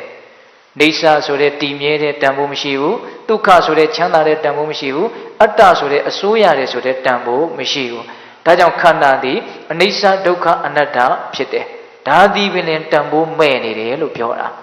သဘောပေါက်ရဲ့လားအေးနေဆာဒုက္ခအတ္တတန်ဖိုးတွေကင်းစိတ်နေလို့တုံညဘာတန်ဖိုးမှမရှိဘူးဒါကိုဦးဇင်းကထဲထဲဝင်ဝင်ပေါ့လေကိုယ်ပိုင်ဉာဏ်လေးနဲ့စဉ်းစားသိခြင်းနဲ့လူငယ်တွေပေါ့အထူးသဖြင့်ဟုတ်လားနော်ဆိုကြပါစို့နေဆာဒုက္ခအတ္တမရှိရင်တန်ဖိုးမရှိဘူးလို့ပြောတဲ့စကားလေးလောကီလိုလေးစဉ်းစားကြည့်တာပါဈေးတဲ့ကိုပစ္စည်းတစ်ခုသွားဝယ်မယ်ဆိုကြပါစို့မဲအိမ်ရောက်ရင်တော့တောက်လျှောက်ပြက်မှာပဲဒါမခိုင်ဘူးဆိုရင်အဲ့ဒါကြီးကိုတန်ဖိုးကြီးကြီးပေးပြီးတော့ဝယ်နိုင်မလားတန်ဖိုးမရှိဘူးဘာလို့ဆို तू ကပြက်တော့မှာလေခိုင်ရောမခိုင်မဲနဲ့ဟုတ်တယ်မဟုတ်လားအေးမင်းဒါကြီးယူသွားသို့တော့မင်းအိမ်ရောက်ရင်တော့မင်းဒုက္ခပေးမဲ့အရာဗျာဆိုရင်တော့ယူမလားမယူဘူးတန်ဖိုးမရှိဘူးတူလည်းပဲအေးမင်းဒါယူတော့ယူသွားဒါတိမင်းစိတ်တိုင်းကြတော့ဖြစ်မှာမဟုတ်ဘူး तू ဖြစ်ချင်တဲ့အတိုင်းဖြစ်မှာပဲဆိုရင်ကောကင်တန်ဖိုးရှိမလားမရှိဘူးစဉ်းစားကြည့်နော်ဒါကြောင့်တာမန်ပစ္စည်းတစ်ခုတောင်မခိုင်ဘူးဆိုရင်ကိုတန်ဖိုးမထားမကောင်းဘူးဆိုရင်တန်ဖိုးမထားနော်သူ့ကိုအစိုးမရဘူးမပိုင်ဘူး तू ဖြစ်ချင်တဲ့အတိုင်းဖြစ်မှာဆိုရင်တန်ဖိုးမထားဟုတ်တယ်မဟုတ်လားအဲ့လိုပဲဒကာမတို့အရင်တို့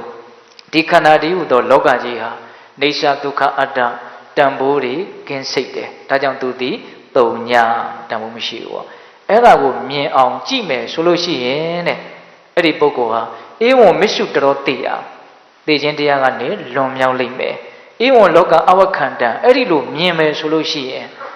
မစ္စုရာဇာနပတ္တိသေမင်းကမင်းကိုမမြင်နိုင်ဘူးတဲ့ဟောသုံးချက်ပြောတယ်နော်သေမင်းကကိုမမြင်ဖို့အတွက်သေခြင်းတရားကနေလွတ်မြောက်ဖို့အတွက်နံပါတ်1အမြဲတမ်းတတိရှိရနံပါတ်2အတ္တဒိဋ္ဌိကိုပယ်နှုတ်ရမယ်နံပါတ်3မိမိခန္ဓာတည်းဟူသောလောကကိုတုံညတန်ဖိုးမဲ့တဲ့သဘောကိုအမှန်တိုင်းမြင်ရမယ်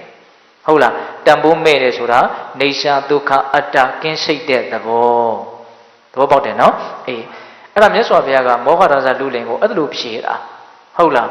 သေမင်းလွတ်ချင်တယ်ဆိုရင်သေမင်းကမမြင်ခြင်းဘူးဆိုမမြင်စေခြင်းဘူးဆိုရင် အမြဲတမ်းတတိရှိပြီးတော့အတ္တဒိဋ္ဌိကိုပယ်နှုတ်ပြီးတော့လောကကိုတန်ဖိုးမဲ့တဲ့တုံညလို့မြင်အောင်ကြည့်မယ်ဆိုရင်သိခြင်းတရားကလွတ်လိမ့်မယ်သိမင်းကကိုမမြင်နိုင်ဘူးဘာလို့ဆိုလိုတာလို့ဆိုရင်တတိပဋ္ဌာန်ဘာဝနာကိုပွားများရမယ်လို့ဆိုလိုတာလို့မဆိုနိုင်ဘူးလားဆိုနိုင်တယ်နော်တတိပဋ္ဌာန်တရားကိုပွားများမယ်ဆိုရင်အမြဲတတိရှိအောင်လဲကြိုးစားရရောက်တယ်အတ္တဒိဋ္ဌိကိုလည်းပယ်နှုတ်ရရောက်တယ်နေသဒုက္ခအတ္တဆိုတဲ့အနှစ်သာရတွေကင်းစိတ်ပြီးတော့တုံညသဘောဖြစ်တယ်ဆိုတာကိုလည်းပဲသိနိုင်မယ်မြင်နိုင်မယ်ပေါ့ဒါကြောင့်ပိဋကပေါင်းတော်ကောင်းတို့ကုသိုလ်ကောင်းမှုတွေနဲ့ပြည့်စုံပြီးတော့အသေးကောင်းယုံမြမကြိုးစားပဲနဲ့အသေးကောင်းယုံမြကြိုးစားတာလောက်တင်မကပဲနဲ့တတိပဋ္ဌာန်ဘာဝနာတရားတွေကိုပွားများပြီးတော့အသေးလွတ်တည်အထိရည်မှန်းချက်ထားပြီးတော့ကြိုးစားအထောက်ကြဖို့ကမလိုဘူးလားလိုတယ်တတိပဋ္ဌာန်တရားကတော့အသေးလွတ်ယုံနဲ့မကဘူးသူကအသေးကောင်းမှုလည်းပဲသူကအကျိုးကျေးဇူးအများကြီးပြုမှာပဲအသေးလွတ်တာကတော့သူကလုံးဝလွတ်မြောက်သွားတဲ့သဘောအကောင်းဆုံးပေါ့အသေးမလွတ်သေးခင်မှာလည်းပဲဒီဘဝခရီးတို့လေးရဲ့အဆုံးသက်ကိုသူအများကြီးကောင်းမွန်သွားစေနိုင်တယ်ပေါ့ဟုတ်တယ်မဟုတ်လားဒါကြောင့်ပိဋကပေါင်းသူတော်ကောင်းတို့ဒါကတော့တရားရဲ့ဒုတိယပိုင်းပေါ့နော်အလွန်အရေးကြီးတဲ့အလွန်အရေးပါတဲ့သိခြင်းတရားကိုအစဉ်ပြေအောင်ရင်ဆိုင်နိုင်ဖို့အတွက်ဘယ်လိုကြိုတင်ပြင်ဆင်ထားကြမလဲနှစ်ချက်ပြောလိုက်တယ်နော်ကုသိုလ်ကောင်းမှုနဲ့ပြည့်စုံအောင်ကြိုးစားပါတတိပဋ္ဌာန်ဘာဝနာတရားကိုဆွမ်းအားရှိသည်များအားထုတ်ပါဟုတ်လားကုသိုလ်ကောင်းမှုနဲ့ပြည့်စုံအောင်ကြိုးစားတာကတော့အသေးကောင်းဖို့တတိပဋ္ဌာန်ဘာဝနာတရားကိုပွားများအားထုတ်တာကတော့အသေးလွတ်ဖို့သူကတော့အသေးကောင်းမှုရောအသေးလွတ်ဖို့ရောနှမျိုးလုံးအကျုံးဝင်တယ်လို့ဆိုရမှာပေါ့ဟုတ်လားကုသိုလ်ကောင်းမှုကိုကြိုးစားတာကလည်းပဲနိဗ္ဗာန်တပစ္စယောဟောတုလို့မှန်မှန်ကန်ကန်ရည်မှန်းချက်ထားနိုင်ရင်တစ်ချိန်မှာအသေးလွတ်ဖို့လည်းပဲအများကြီးအထောက်အကူမပြုတ်နိုင်ဘူးလားပြုတ်နိုင်ပါတယ်ဒါကြောင့်ဦးဇင်းတို့ပိဋကပေါင်းသူတော်ကောင်းတို့တရား၃ပိုင်းဟောဖို့လို့ဦးဇင်းတို့စိတ်ကူးထားတာအခုဘယ်နှပိုင်းရှိသွားပြီတော့2ပိုင်းရှိသွားပြီနော်သိခြင်းတရားဆိုတာဘလို့သဘောတဘာဝရှိသလဲအလွန်အတိခက်တဲ့သဘောရှိတယ်အလွန်မြန်ဆန်စွာပျောက်ကွယ်သွားတဲ့သဘောရှိတယ်ဟုတ်လားနောက်သိခြင်းတရားကိုဘလို့ရင်ဆိုင်ကြမလဲကုသိုလ်ကောင်းမှုကိုပြုရင်းနဲ့သတိပဋ္ဌာန်ဘာဝနာတရားကိုပွားများသောအဖြစ်ကောင်းကောင်းမွန်မွန်ရင်ဆိုင်နိုင်အောင်ကြိုးစားရမယ်ဟောတရားရဲ့ဏိဂုံးပိုင်းနောက်ဆုံးအပိုင်းအဲ့ဒါလို့ဦးဇင်းတို့သိခြင်းတရားနဲ့ပတ်သက်ပြီးတော့အစဉ်ပြေအောင်ကြိုးစားအထောက်ကြတဲ့နေရာမှာဘလို့ခံယူခြင်းမျိုးနဲ့ဘယ်အတိုင်းတာအထိကြိုးစားအထောက်ထားတဲ့လဲဆိုတာလေးကိုဆက်ပြောမယ်နော်အဲ့ဒီတုတ်တံကိုကြတော့ဦးဇင်းတို့သက္ကတာဘကတန်ရုပ်ပါဠိတော်မှာမြတ်စွာဘုရားဟောထားတဲ့အာယုတုတ်တံဆိုတာလေးကိုအခြေခံပြီးတော့ပြောရင်းတယ်ပေါ့နော်အာယုဆိုတာဗမာလိုပြောရင်အသက်လို့အဓိပ္ပာယ်ရတာနော်အသက်နဲ့ပတ်သက်ပြီးတော့ဟောထားတဲ့တုတ်တံပေါ့ဟုတ်လားဒီကနေ့ကတော့အသက်ဆိုတာရဲ့သေခြင်းဆိုတာရဲ့ဒါနဲ့ပတ်သက်တဲ့တရားတွေပဲစုပြီးတော့ဒါဦးဇင်းတို့ပြောလိုက်တာဟုတ်လားအဲ့ဒီတုတ်တံမှာမြတ်စွာဘုရားကအခါတစ်ပါးမှာတဲ့ယဟန်တော်တွေကိုမြတ်စွာဘုရားကတရားဒေသနာတစ်ပုဒ်ဟောနေတယ်လို့ဆိုတယ်ဟောနေတဲ့တရားကအသက်နဲ့ပတ်သက်တဲ့တရားယဟန်တို့တဲ့လူတွေရဲ့အသက်ဆိုတာအကြာကြီးမဟုတ်ဘူးအများကြီးမဟုတ်ဘူးအရှည်ကြီးမဟုတ်ဘူးဒါကြောင့်ဒီအသက်ကလေးမကွယ်ပြောက်သေးခင်မှာကောင်းတာကိုလုပ်ရမယ်မြတ်သောအကျင့်ကိုကျင့်ရမယ်မွေးဖွားလာတဲ့တတ္တဝါမတည်ဘူးဆိုတာမရှိဘူးတကယ်လို့အသက်ရှိပါတယ်ဆိုရင်တောင်မှအလွန်ဆုံးနှစ်တရာပိုနေနေလူနေနေပဲလို့မြတ်စွာဘုရားကအသက်နဲ့ပတ်သက်ပြီးတော့အဲ့လိုဟောတယ်တဲ့အဲ့လိုဟောနေတဲ့အချိန်မှာမြတ်စွာဘုရားရဲ့ထံတော်ဘာကိုဘယ်သူရောက်လာတော့ဆိုတော့မန္နရောက်လာတယ်ရောက်လာပြီးတော့မန္နကအငြိမ်မနေဘူးသူ့ရဲ့နှုတ်ကဂါထာတစ်ပုဒ်ရွတ်တယ်ရောက်လာတာကိုကသူကရည်ရွယ်ချက်ကောင်းကောင်းနဲ့ရောက်လာတာမဟုတ်မြတ်စွာဘုရားရဲ့တရားကိုနားပြီးတော့ယဟန်တော်တွေအတိတုအမြင်တုကိုရသွားမှဆိုးလို့ရောက်လာတာအဲ့တော့သူ့ရဲ့နှုတ်ကဘာရွတ်တုံဆိုတော့မန္နရွတ်ဆိုတဲ့ဂါထာလေးတည်တည်ချာချာမှတ်ကြည့်ရနော်ဘာရွတ်တုံဆိုတော့ဒီဃာယုကမနုဿာနံနန္နဟိလေသူပောရိတောစရေယာခိရမတောဝနတ္ထိမစ္ဆုတအာဂမောတဲ့နော်အဓိပ္ပာယ်၄မျိုးပါတဲ့ဂါထာလေးသူရွတ်တယ်ပထမအဓိပ္ပာယ်ကဘာပြောလို့ဆိုတော့ဒီဃာယုကမနုဿာနံလူတွေရဲ့အသက်ဆိုတာအရှည်ကြီးပါတဲ့မနက်ပြောနေတာနော်လူတွေရဲ့အသက်ဆိုတာအရှည်ကြီးပါတဲ့နန္နဟိလေသူပောရိတောတဲ့သူတော်ကောင်းဆိုတာဒီအသက်ကလေးကိုမကဲ့ရဲ့တဲ့မို့တဲ့ဘယ်သူပြောနေတာတော့မနက်ပြောနေတာဟုတ်လားနောက်၃ခုမြောက်ပါပြောတော့ဆိုတော့စရိယာခိရမတော်ဝါဘဝမှာနွားတို့တောက်ပြီးတော့ရစ်မူးနေတဲ့ကလေးတယောက်လိုနေရမယ်တဲ့ဘယ်သူပြောနေတာတော့မနက်ပြောနေတာနော် နတ္ထိမစ္ဆုတ္တအာဂမောတေခြင်းရဲ့ရောက်လာတယ်ဆိုတာမရှိပါဘူးတဲ့စကားလေးခွန်းပြောရတယ်နော်လူတွေရဲ့အသက်ဆိုတာအရှည်ကြီးတဲ့သူတော်ကောင်းဆိုတာဒီအသက်ကိုမကဲ့ရဲ့တဲ့မူတဲ့နွားနို့တောက်ပြီးတော့ရစ်မှုနေတဲ့ကလေးတယောက်လိုဘဝမှာနေရမယ်တဲ့တေခြင်းရဲ့ရောက်လာတယ်ဆိုတာမရှိပါဘူးတဲ့အဲ့လိုပြောတဲ့အခါကျတော့မြတ်စွာဘုရားကတောက်လျှောက်ဖဲဂါထာတစ်ပုဒ်ရွတ်ဆိုပြီးတော့ပြန်တုတ်ပြန်ရတယ်ပေါ့မြတ်စွာဘုရားရွတ်ဆိုတဲ့ဂါထာကတော့မနတ်ရွတ်ဆိုတဲ့ဂါထာနဲ့လုံးဝဆန့်ကျင်ဘက်ပေါ့နော်။ဘာရွတ်တုံးဆိုတော့အပ္ပါယုကမနုဿာနံဟိလေယနံသူပောရိတောစရိယာဒိဋ္ဌတိတောဝနတ္ထိမစ္ဆုတ္တနာဂမောတဲ့အပ္ပါယုကမနုဿာနံလူတွေရဲ့အသက်ဆိုတာတူတူလေးပါတဲ့။ဟောမနတ်ပြောသလိုအရှိကြီးမဟုတ်ဘူးတဲ့။လူတွေရဲ့အသက်ဆိုတာဘာလဲတော့တူတူလေးပါတဲ့။မနတ်ကအသက်ကိုအရှိကြီးလို့ပြောတာနော်။မြတ်စွာဘုရားတော့အသက်ဆိုတာဘာလဲတော့တူတူလေးပါတဲ့ပိဿတို့ဘယ်လောက်ထိတူတယ်လို့ထင်တော့နော်အသက်ဆိုတာစိတ်တခဏတစ်ခုပဲဟုတ်လားနော်တေချာစဉ်းစားတော့အသက်ဆိုတာဘာလဲနော်တကက်တူတူလေးခဏကလေးပဲအလွန်တူတောင်းတယ်အဲ့ဒီခဏလေးတွေဆက်ပြီးတော့ဖြစ်ပေါ်နေတဲ့သဘောပဲဟုတ်လားတကက်တင်ကတူတူလေးအသက်ဆိုတာဟုတ်လားနော်ဒါကတော့ဦးဇင်းတို့ပေးတဲ့ပေါင်းတော်ဟောတို့အလွန်နားလည်ဖို့ခက်တယ်ပေါ့လူတွေကတော့မွေးလာနေပေါ့သေသည်အထိဒါကိုဘဝတစ်ခုနော်အဲ့ဒီအတိုင်းတာအတွင်းကိုဒါဘဝတစ်ခုလို့သတ်မှတ်တာပေါ့နော်အသက်50ဆိုရင်လည်း50 60ဆိုရင်လည်း60ပေါ့ဟုတ်လားဒါပေမဲ့တကယ်တမ်းကအသက်ဆိုတာမရှည်ပါဘူးတူတူလေးပါဟုတ်ရဲ့လားဘယ်လောက်ထိတူလဲလို့မေးရင်စိတ်တခဏတစ်ခုပဲနော်မြန်ဆန်ပြီးသွားတာပဲနောက်ထပ်ပြီးတော့ဖြစ်ပေါ်လာတယ်အဲ့ဒါလည်းပြီးသွားနောက်ထပ်ပြီးတော့ဖြစ်ပေါ်လာတယ်ဖြစ်เสียအကြောင်းရှိတော့ဖြစ်တယ်ပေါ့ပြီးသွားတာပဲဟုတ်လားဒါကြောင့်မြတ်စွာဘုရားကအသက်ဆိုတာဗါတဲ့တော့တူတူလေးတဲ့နောက်မနက်က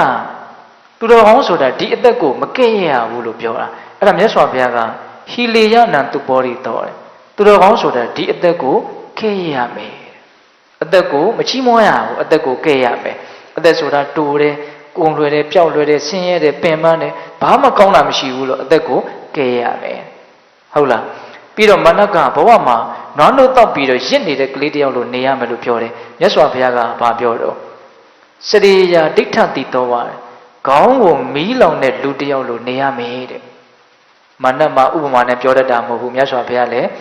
ထိထိမိမိပြောထားပါတယ်ဟုတ်လား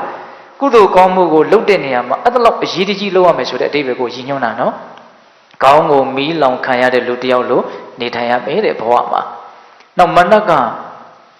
တေခြင်းရဲ့ရောက်လာတယ်ဆိုတာမရှိပါဘူးလို့ပြောတယ်မြတ်စွာဘုရားကတော့နတ္ထိမစ္ဆုတ္တနာဂမောတေခြင်းရဲ့ရောက်မလာဘူးဆိုတာမရှိပါဘူးတဲ့တစ်ချိန်ချိန်မှာတေကြပေါ့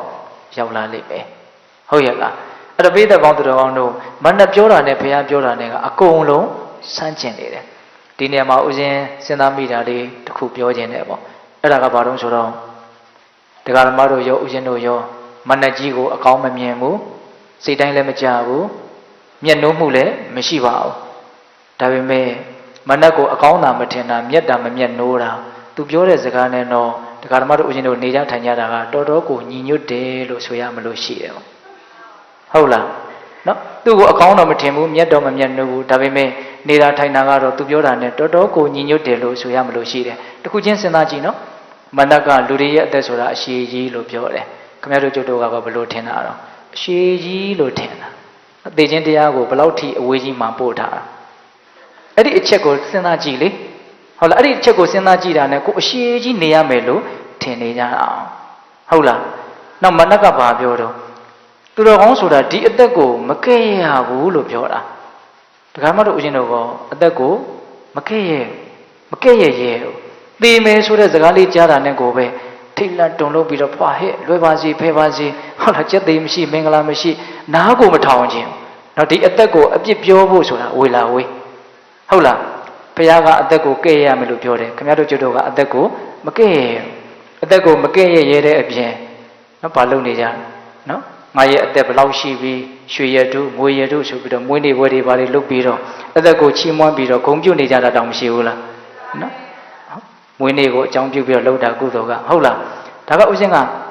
မွေးနေ့ပွဲတွေကိုရှုံချပြီးတော့ပြောတာမဟုတ်ကုသိုလ်ကောင်းမှုပြုတာဘာကိုပဲအကြောင်းပြုပြီးတော့လှုပ် ချီးမွမ်းတိုက်တယ်မျက်နှိုးတိုက်တယ်ပေါ့ဒါပေမဲ့ဒီမှာပြောတာကဒီအသက်ကိုချီးမွမ်းကထုတ်နေတဲ့အပိုင်းကိုပြောတာဟုတ်တယ်မဟုတ်လားကုသိုလ်လုပ်တဲ့အနေအထားနဲ့အသက်ကိုချီးမွမ်းတဲ့အနေအထားကွဲပြားအောင်စဉ်းစားဖို့လိုတယ်ဆိုတာကိုပြောပြဟုတ်လားအခုကမွေးနေ့ပွဲတွေက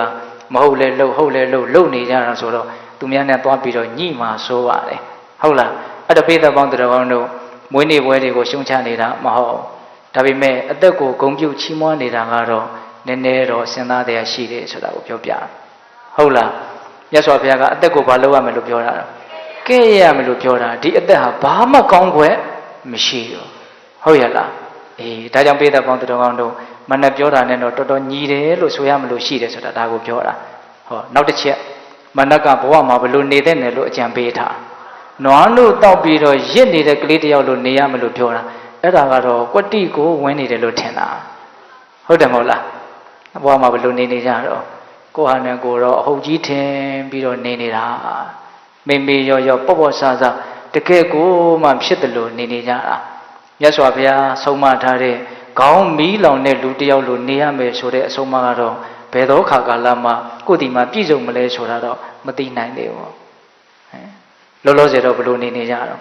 နွားတို့တောက်ပြီးတော့ရင်မှုနေတဲ့ကလေးတယောက်လိုနေတာပါပဲကိုယ်အတွေးနဲ့ကိုတော့အဟုတ်ကြီးထင်ပြီးတော့နေနေကြတာဟုတ်လားမနက်ကဘလို့ပြောတော့နောက်ဆုံးစကားလေးကတေခြင်းရဲ့ရောက်လာတယ်ဆိုတာမရှိပါဘူးတဲ့ဟုတ်လားမြတ်စွာဘုရားကတော့တေခြင်းရဲ့ရောက်မလာဘူးဆိုတာမရှိပါဘူးတဲ့တရားဓမ္မတို့အရင်တော့ဘလို့ထင်တာတော့တရားလိမ့်မယ်ဆိုတာတော့သိတယ်ဒါပေမဲ့ရောက်မလာသေးပါဘူးလို့ပဲထင်နေတာဟုတ်တယ်မဟုတ်လားရောက်မလာသေးပါဘူးလို့ပဲထင်နေကြတာရောက်မလာဘူးဆိုတာမရှိပါဘူးတစ်ချိန်ချိန်မှာတေချာပေါင်းရောက်လာနိုင်မယ်ဟုတ်လားဒါကြောင့်ပိဿပေါင်းသူတော်ကောင်းတို့မြတ်စွာဘုရားရဲ့အဆုံးအမဆိုတာဘလို့ဆိုတာလေးကိုထင်ရှားအောင်ဒါဦးဇင်းတို့ပြောပြတော့နော်အဲ့တော့တေခြင်းနဲ့ပတ်သက်ပြီးတော့အစဉ်ပြေအောင်ကြိုးစားတဲ့နေရာမှာဘယ်အတိုင်းတာထိဘလို့ခံယူခြင်းမျိုးနဲ့ကြိုးစားတဲ့လဲဆိုတာဒီသုတ်တန်လေးကိုအခြေခံပြီးတော့စဉ်းစားကြဖို့ပေါ့ဟုတ်လားကိုဟာကိုအတွေးတွေနဲ့ကိုတွက်ကိန်းတွေနဲ့ကိုလူသားတွေဟာနော်အမေကြီးမေ့ပြီးတော့နေကြတာတနေ့ပျက်စီးရလိမ့်မယ်တိတ်လည်းဝေးတော့တာမဟုတ်ဘူးတကယ်တမ်းကဟုတ်လားဆိုကြပါစို့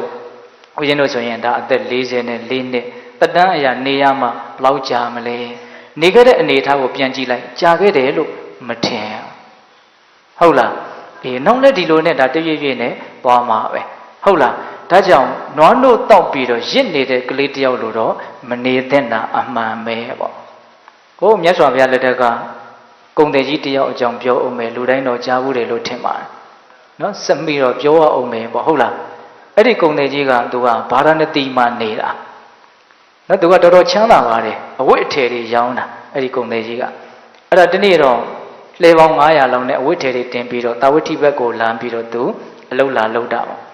အဲ့ဒါဦးဇင်းတို့ဖြစ်ချင်တော့သူတာဝတိကိုလည်းရောက်ပြီဆိုတော့ခကြီးကရှစ်ဆက်သွားလို့မရတော့ဘာဖြစ်လို့ဆိုတော့မြည်ရည်တွေကြီးတာအဲ့ဒီခက်ကတရားတွေဘာတွေကလည်းရှိမှမဟုတ်ဖဲကိုနော်မိုးကြီးပြီးတော့မြည်ရည်တွေကြီးတာအဲ့တော့ဘဲမှသွားလို့မရတော့သူစဉ်းစားတယ်တဲ့ငါဗာရာဏသီပြန်လို့ရှိရင်လည်းပဲခကြီးစိတ်တွေလည်းကုန်မယ်နော်အချိန်တွေလည်းကုန်မယ်အဲ့တော့မထူးဘူးဟောဒီတာဝတိတယ်မဲ့ငါမိုးလေးလားဆောင်းလေးလားຫນွေလေးလားဒီမှာပဲနေပြီးတော့ငါဒီအဝတ်ထည်တွေကိုရောင်းချရင်းနဲ့ဒီမှာပဲနေလိုက်တော့မယ်လို့သူကအဲ့လိုစဉ်းစားပြီးတော့ဦးဇင်းတို့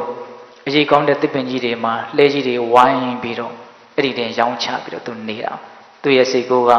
မိုးလေးလားဆောင်းလေးလားຫນွေလေးလားဒီတာဝတိမှာပဲနေပြီးတော့အလုံးလုံးမယ်ပေါ့အဲ့ဒါနောက်နေ့မနေ့ကျတော့မြတ်စွာဘုရားစွန့်ကန်ကြွလာတော့အဲ့ဒီကုံတယ်ကြီးကိုမြင်တော့မြတ်စွာဘုရားကပြုံးတော်မူတယ်တဲ့အဲ့ဒီမှာမြတ်စွာဘုရားဘာလို့ပြုံးလုံးဆိုတာကိုရှင်အနန္ဒကိုရောမြတ်ကမေးတော့မြတ်စွာဘုရားကအနန္ဒတဲ့ဒီကုံတယ်ကြီးကငါသည်ဆောင်းလေးလားမိုးလေးလားဆောင်းလေးလားຫນွေလေးလားဒီမှာနေပြီးတော့ရောင်းအောင်မယ်ချအောင်မယ်ဆိုပြီးတော့သူစဉ်းစားနေတာတကယ်ကတော့သူကနောက်9ရက်နေရင်သေလိမ့်မယ်တဲ့သူ့ရဲ့အသက်ဟာ9ရက်ပဲရှိတော့တယ်တဲ့အဲ့ဒါကိုမြင်လို့တတ္တဝါတွေဆိုတာကိုကထင်တာကတစ်မျိုးတကယ်ဖြစ်လာမှကတစ်မျိုးနော်ထင်တာနဲ့ဖြစ်တာနဲ့တခြားစီပဲလို့မြတ်စွာဘုရားဟောပါတယ်နော်အဲ့ဒါလိုမြတ်စွာဘုရားကတိလို့မြင်လို့ပြုံးတယ်ဆိုတော့ရှင်အနန္ဒာကအဲ့ဒီကုံတယ်ကြီးကိုအလွန်တနာသွားအဲ့ဒါနဲ့နောက်နေ့မနေ့ကျတော့သင်္ကန်းလေးယုံတပိတ်ပိုက်ပြီးတော့အဲ့ဒီကုံတယ်ကြီးရှိတဲ့လှဲဝိုင်းကိုကြွလာတာနော်အလွန်တနာလာ အဲ့ဒါနဲ့ဂုံသေးကြီးကိုတွေ့တော့ဂုံသေးကြီးကလည်းပဲတရားတရားရှိတဲ့ပုဂ္ဂိုလ်ဆိုတော့ရှင်အနန္ဒာကိုဆွနေပါလေကတ်အမှဆုံးဖုံးပေးပြီးပြီဆိုတော့ရှင်အနန္ဒာကတဲ့တဲ့ကြီးပြောရမယ်ဆိုတော့ဘယ်ကစပြောရမှမသိဘူးဒါပေမဲ့ရှင်အနန္ဒာကအလွန်မှလူရိပ်လူခဲခတ်ကောင်းနော်အလွန်မှလိမ္မာပန်းတတ်တဲ့ပုဂ္ဂိုလ်ဆိုတော့ဘယ်လိုပြောတယ်ထင်တော့တခါကြီးတဲ့အသက်အန္တရာယ်ဆိုတာသိနိုင်ခဲ့တယ်တဲ့ဒါကြောင့်မမေ့မလျော့နေတဲ့နဲ့ဟောစကားနှစ်ခွန်းပြောတယ်အသက်အန္တရာယ်ဆိုတာသိနိုင်ခဲ့တယ်ဒါကြောင့်မမေ့မလျော့နေတဲ့နဲ့အဲ့လိုပြောလိုက်တော့ဂုံသေးကြီးကလည်းလိမ္မာပန်းတတ်တဲ့လူတစ်ယောက်ဖြစ်တယ်မျက်နှာရည်မျက်နှာကဲပြောပုံဆိုပုံကိုကြည်တာနဲ့သူနည်းနည်းရိပ်မိတယ်ဘာလဲတော့မသိဘူးဒါအရေးကြီးတယ်ဆိုတာတော့သူရိပ်မိအဲ့ဒါနဲ့သူကဘာပြန်မေးတော့ဆိုတော့အရှင်ဘုရားတဲ့တပည့်တော်အတွက်အသက်အန္တရာယ်များဖြစ်နိုင်လို့လားတဲ့ဟောဓာတ်ရိုက်မေးတာနော်အဲ့လိုမေးတော့မှရှင်အနန္ဒာကမေးလာပြီဆိုတော့စကားလမ်းကြောင်းပွန့်သွားပြီဆိုတော့တဲ့တယ်ပဲပြောလိုက်တာဟုတ်တယ်တခါကြီးတဲ့တင့်ကိုမြတ်စွာဘုရားကနောင်9ရက်နေရင်သေလိမ့်မယ်တင့်ရဲ့အသက်ဟာ9ရက်ပဲရှိတော့တယ်လို့မြတ်စွာဘုရားအမိန့်ရှိတယ်ဒါမြတ်စွာဘုရားရဲ့အပေါ်မှာလည်းပဲယုံကြည်မှုရှိတဲ့တခါကြီးဖြစ်တဲ့အတွက်ကြောင့်မြတ်စွာဘုရားပြောတာကိုသူယုံတယ်အဲ့လိုယုံကြည်မှုလည်းရှိတဲ့အတွက်ကြောင့်အလွန်တရာမှထိတ်လန့်တုန်လှုပ်သွားတယ်။အော်ငါရဲ့အသက်ဟာ9ရက်ပဲရှိတော့တယ်ဆိုပါလား။ဟုတ်လား။အဲ့ဒါနဲ့ကုံတယ်ကြီးကအလွန်ထိတ်လန့်တုန်လှုပ်ပြီးတော့ဘာလို့တုံဆိုတော့ဘုရားမှုရှိတဲ့တန်ဃာတော်တွေကို9ရက်တီဆွန့်ပင့်ပြီးတော့ကတ်တယ်။အဲ့ဒါဆုံးကပ်ပြီးတော့နောက်ဦးဇင်းတို့နောက်ဆုံးရက်ကြတော့ဆုံးဖုံးပေးပြီးတော့မြတ်စွာဘုရားကဆုံးအနုမောဒနာတရားတခုဟောတယ်။အဲ့ဒီဟောတဲ့ဂါထာလေးကအလွန်မှစဉ်းစားတရားကောင်းတယ်။ဘာဟောတော့ဆိုတော့ဣဒဝတ္တံဝတိတာမဣဒဟိမန္တခေမိန်တုဣတိဘာလဝိစိန်တေတိအန္တရာယောနာဘုရှတိအတိညာမပြည့်စုံကြတဲ့မိုက်မဲတဲ့ပုဂ္ဂိုလ်တွေဟာမိုးကာမှာငါဘယ်မှာနေမယ်ဆောင်းကာလနှွေကာလမှာငါဘယ်မှာနေမယ်ဘာတွေလုပ်မယ်အဲ့ဒီလိုနေမယ်အရေးတွေကိုပဲတွေးပြီးတော့နေတာတဲ့ဘယ်ချိန်ဘယ်နေရာမှာငါခန္ဓာကိုယ်ကြီးပျက်စီးမြန်သွားလိမ့်မလဲဆိုတဲ့အန္တရာယ်ကိုကြတော့မသိကြဘူးမမြင်ကြဘူးတဲ့အဲ့ဒီဂါထာလေးရဲ့အဓိပ္ပာယ်ကအဲ့ဒီဂါထာလေးကိုလည်းနားလဲရောအဲ့ဒီတက္ကကြီးဟာသောတပတ္တိမဉ္ဇဉ်ဘုံဉဏ်ကိုရပြီးတော့သောတပန်ဖြစ်တယ်ဟုတ်လားသောတပန်ဖြစ်သွားပြီဆိုတော့စိတ်ချပြီပေါ့အဲ့ဒါနဲ့မြတ်စွာဘုရားကျောင်းတော်ပြန်ကြွသွားပြီဆိုတော့အဲ့ဒီကိုနေကြီးကမြတ်စွာဘုရားကိုလိုက်ပို့ပြီးတော့ပြန်လာတော့အဲ့ဒီလှဲဝိုင်းကြီးကိုရောက်တော့ခေါင်းခဲတယ်ခေါင်းမူးတယ်ခေါင်းတောက်တယ်ဆိုပြီးတော့သူ့ရဲ့အိယာတွေကိုဝင်အိတ်တယ်အဲ့ဒီအိယာထဲမှာပဲကွယ်လွန်အိဆာရောက်ပြီးတော့တုတိတာနတ်ပြည်ကိုရောက်သွားတယ်လို့ဆိုတယ်နော်ဘယ်တရားကိုနားလိုက်တာတော့မိုက်မဲတဲ့ပုဂ္ဂိုလ်တွေဟာမိုးခါနှွေခါဆောင်းခါငါဘယ်မှာနေမယ်ဆိုတာပဲနေရေးကိုပဲစဉ်းစားပြီးတော့အန္တရာယ်ကိုကြတော့မမြင်ညာဘူးဆိုတာလေးကိုနားပြီးတော့သောတာပန်ဖြစ်သွားဒါကြတော့မတို့ဦးဇင်းတို့လည်းစဉ်းစားရရှိတယ်နော်အေးကုံတယ်ကြီးကတော့မြတ်စွာဘုရားရဲ့ဂုဏ်ကျေးဇူးကြောင့်တရားမှာကိုကြိုတိပြီးတော့ကောင်းတာကိုလှုပ်ပြီးတော့ကောင်းရမြတ်ရကိုရောက်သွားတော့တော်သေးတယ်လို့ဆိုရမှာပေါ့ဒါကြတော့မတို့ဦးဇင်းတို့တည်သားလျင်ဘယ်ချိန်သေးမယ်ဆိုတာလည်းမသိနော်မသိတာကိုလည်းမစင်သားမိမိရောပေါ့ဝဆန်းသာဖြစ်တယ်လို့နေပြီးတော့ဟုတ်လားသတိကနီးကြမှာကြောက်ရွံ့တုန်လှုပ်နဲ့သေပြီးတော့မကောင်းတဲ့နေရာကိုရောက်သွားမယ့်အရေးတွေကိုအများကြီးမတွေးသင့်ဘူးလားတွေးတဲ့နာပေါ့ညာတော်အဖြစ်ကတရားဓမ္မတို့အချင်းတို့တွေကမြတ်စွာဘုရားဟောထားတဲ့အတိုင်းဘယ်တော့မှဘယ်လိုနေပြီးတော့ဘာတွေလှုပ်လိုက်မယ်ဆိုတဲ့နေရေးတွေကိုပဲအတင်းအကွက်ချပြီးတော့တွက်နေကြတယ်ဟုတ်လားဒါကဦးဇင်းတို့လုံးဝမတွက်ရဘူးလို့မဆိုလိုပါဘူးဘဝဆိုတာကမသိမချင်းလဲနေကြရအောင်မှာဆိုတော့နေရေးကိုလည်းပဲအစဉ်ပြေအောင်စီမံဖို့တွက်ကြဖို့လိုပါတယ်မလိုဘူးမဟုတ်သို့တော့ခက်နေတာကနေရေးကိုပဲတစ်ဖက်သက်တွက်ပြီးတော့သေရေးကိုကြတော့မှအမေကြီးမေ့နေတာကတော်တော်မဆိုးဘူးလားအေးနေရေးဟာတေချာပေါက်နေရဥမာဖြစ်တဲ့အတွက်ကြောင့်တွက်ဖို့လိုသလိုသေရေးကလည်းတေချာပေါက်တွေ့ရမယ်အရေးဖြစ်တဲ့အတွက်ကြောင့်တွက်ဖို့လိုတာပေါ့တကယ်တည်းကနေခြင်းနဲ့သေခြင်းမှာဘယ်အရာကမြဲတယ်လို့ထင်လဲသေခြင်းကမြဲတယ်အတုဝမေဇီဝိတံငါရဲ့အသက်ရှင်ခြင်းသည်မမြဲဒုဝမေမရဏံငါရဲ့သေခြင်းသည်မြဲတယ်တဲ့ဒီလိုဆင်ခြင်ရမလို့မြတ်စွာဘုရားဟောတာဟုတ်လားသေခြင်းအကြောင်းကိုကြားရတာအလွန်မင်္ဂလာရှိတယ်လို့မှတ်ရမယ်နော်ဒကမာကြီးဟောဘုန်းကြီးကမွေးနေ့ပွဲမှာသေခြင်းအကြောင်းတွေဟောနေတာလို့စိတ်မချမ်းမသာမဖြစ်လေနဲ့ဟုတ်လားအေးအလွန်မှန်ကန်တဲ့သဘာဝကြတဲ့တမိုးရှိတဲ့တရားကိုကြားရတာအလွန်မင်္ဂလာရှိတယ်လို့အောင်မေ့ရ ဟုတ်လားအေးလူတွေကဒီနေရေးကိုအလွန်ဆွဲလန်းကြတာဆိုတော့တေခြင်းနဲ့ပတ်သက်လာလို့ရှိရင်လေသံလေးတောင်မကြားခြင်းကြအောင်အဲ့ဒါကတော်တော်ဆိုးနေတာတေခြင်းကိုတကယ်ကြောက်တယ်ဆိုရင်လည်းပဲအသေးလွတ်အောင်လှုပ်လိုက်ကြဖို့ရှိတာခုအဲ့လိုလှုပ်သလားဆိုတော့လေမလှုပ်ကြောက်မဲ့တာကြောက်နေတာကြောက်မဲ့ဟာနဲ့တန်းတိုးအောင်ပဲလှုပ်နေကြတေရမှာကြောက်တော့ကြောက်တာပဲမကြောက်ဘူးတော့မရှိဘူးဒါပေမဲ့တေဖို့ကြီးလှုပ်နေတာတေဖို့လှုပ်တယ်ဆိုတာဘာပြောတာဘဝတွေထက်ရအောင်လှုပ်နေခြင်းဒီအဲ့ဒါတေဖို့လှုပ်တာပေါ့ဘဝရရင်မသေးတဲ့ဘဝဆိုတာရှိမလားမရှိဘူးနော်ဒါကြောင့်ပိဋကပေါင်းသူတော်ကောင်းတို့သိခြင်းတရားကိုတကယ်ကြောက်မယ်ဆိုရင်လည်းအပြီးအပိုင်ကြောက်လိုက်ဖို့ကောင်းတယ်ခုတော့အဲ့လိုလည်းမဟုတ်တောင်မရောက်သေးဖြစ်နေတာမဆိုနိုင်ဘူးလားအေးတရားမှာကြောက်တော့ကြောက်တယ်ဒါပေမဲ့တရားမှာကြောက်တယ်ဆိုရင်ပဲအဲ့ဒီကြောက်ပါတယ်ဆိုတဲ့သိခြင်းနဲ့ပဲထက်ချီတက်လဲတွေ့အောင်လုပ်နေကြတယ်ဟုတ်လားဒါကြောင့်ပိဋကပေါင်းသူတော်ကောင်းတို့နောက်ဆုံးဦးဇင်းတို့တရားရဲ့ဏိဂုံးပိုင်းဟုတ်လားဘဝမှာမသေးခင်တော့ကိုယ်အတွေးတွေနဲ့ကိုယ်တော့အဟုတ်ကြီးဟုတ်ပြီးတော့နွားတို့တောက်ပြီးတော့ရစ်နေတဲ့ကလေးတယောက်လိုခပ်ပေါ့နေကြတာဒါကမသေးခင်တော့တော်တော်ဟုတ်တယ်လို့ဆိုရမှာပေါ့နော်ဒါပေမဲ့သေပြီဆိုတော့မှကြောက်ရွံ့ထိတ်လန့်နော်မျက်လုံးပြူးမျက်စံပြူးနဲ့သေကြရတဲ့သူတွေကြီးများလာပါသေခြင်းတရားကိုတိငြိမ်ဆိုင်သွားတယ်လို့ဆိုတာအလုံးကိုရှားပါတယ်ဟုတ်ရဲ့လားအေးဒါကြောင့်ပိဋကပေါင်းသူတော်ကောင်းတို့သေခြင်းတရားကိုဘယ်အတိုင်းအတာထိဘလို့ခံယူခြင်းမျိုးဖြင့်ကြိုတင်ပြင်ဆင်တဲ့တယ်လဲဆိုရင်တလုံးနဲ့ပြောရင်ခေါင်းမီးလောင်တဲ့လူတယောက်လိုဆိုတဲ့မြတ်စွာဘုရားဟောထားတာဒီဒေသနာလေးကိုအမှတ်ရဖို့မလိုဘူးလားလိုတယ်နော်အေးအဲ့တော့ဦးဇင်းတို့ဒီကနေ့သေခြင်းတရားနဲ့ပတ်သက်ပြီးတော့ပြောလိုက်တာတရားတော်တော်ရှည်သွားပြီနော်တနားရီတောင်ခွဲတော့မယ်နော်ဒီလောက်ပြောမလို့ဦးဇင်းကစိတ်ကူးမရှိပါဘူးဟုတ်လားဒါပေမဲ့ပိဋကတို့ကစိတ်ဝင်စားမှုများတယ်လို့ဦးဇင်းစိတ်ထဲမှာထင်တယ်ပေါ့နော်အဲ့တော့တရားကရှည်သွားနော်တရားရှည်တာကိုပိဋကကိုလှည့်ချတယ်လည်းမအောင်မေ့ပါနဲ့ဟုတ်လားအဲ့တော့ဒီနေ့ဦးဇင်းတို့တရားဘယ်နှပိုင်းပြောလိုက်တော့၃ပိုင်းပြောလိုက်တယ်နော်သေခြင်းတရားဆိုတာဘလို့သဘောတဘာဝရှိလဲသေခြင်းတရားကိုအစဉ်ပြေချင်းဆိုင်နိုင်ဖို့အတွက်ဘလို့ကြိုးစားအထောက်ပြင်ဆင်မလဲဟုတ်လားအဲ့ဒါလိုကြိုးစားအထောက်ပြင်ဆင်ကြတဲ့နေရာမှာဘယ်အတိုင်းတာထိဘလို့ခံယူခြင်းမျိုးဖြင့်ကြိုတင်ပြင်ဆင်မလဲဆိုတဲ့၃ချက်အဲ့တော့ဦးဇင်းတို့တရားသိငါနေ့မှာစကားတစ်ခွန်းပြောမယ်အဲ့ဒါဘာလို့ဆိုတော့ဘဝမှာလူတွေဟာသေခြင်းတရားနဲ့ပတ်သက်ပြီးတော့စဉ်းစားသည်ဖြစ်စေမစဉ်းစားသည်ဖြစ်စေသေခြင်းတရားနဲ့ပတ်သက်ပြီးတော့အစဉ်ပြေအောင်ကြိုးစားသည်ဖြစ်စေမကြိုးစားသည်ဖြစ်စေနော်ဒီခန္ဓာကိုယ်ကြီးကတော့သူခရီးသူသွားပြီးတော့သူ့အလုပ်သူအမြဲတမ်းလုပ်နေပါတယ်ဒါကြောင့်အရက်အနာမရှိတောင်ကျမ်းမြစ်တစင်းလို့အမြဲတမ်းစီးဆင်းနေတဲ့ဒီဘဝခရီးမှာတရပြီးတရတစ်ချိန်ပြီးတစ်ချိန်သေဖို့ကတော့ပို့ပြီးတော့နီးလာနေတယ်ဆိုတာလေးကိုစဉ်းစားကြဖို့ပါနော်ဘဝမှာဘလို့ခံယူချက်မျိုးဖြင့်ဘာတွေကိုပဲလုပ်နေဘာတွေကိုတန်ဖိုးထားပြီးတော့ဘာတွေကိုပဲရှာနေဒီခန္ဓာကိုယ်ကြီးကတော့သူ့ခရီးသူသွားသူ့အလုပ်သူလုပ်နေတဲ့အတွက်ကြောင့်တဖြည်းဖြည်းနဲ့နီးလာတယ်ဆိုတာကတော့မထင်ရှားဘူးလားထင်ရှားနော်အဲ့တော့ဘာပဲလုပ်နေသူကလည်းသူ့အလုပ်သူလုပ်နေတယ်ဆိုတာလေးကိုစဉ်းစားပြီးတော့ဒီခန္ဓာကိုယ်မပြည့်စည်သေးခင်မှာ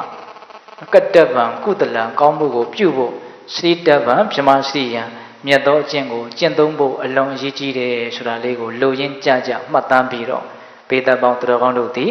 အရေးပါတဲ့အရေးကြီးတဲ့သေခြင်းတရားကိုအစဉ်ပြေအောင်ရင်ဆိုင်နိုင်ကြတဲ့သူတော်ကောင်းတွေဖြစ်ကြပါစေလို့ဦးဇင်းတို့ဆန္ဒပြုပြီးတော့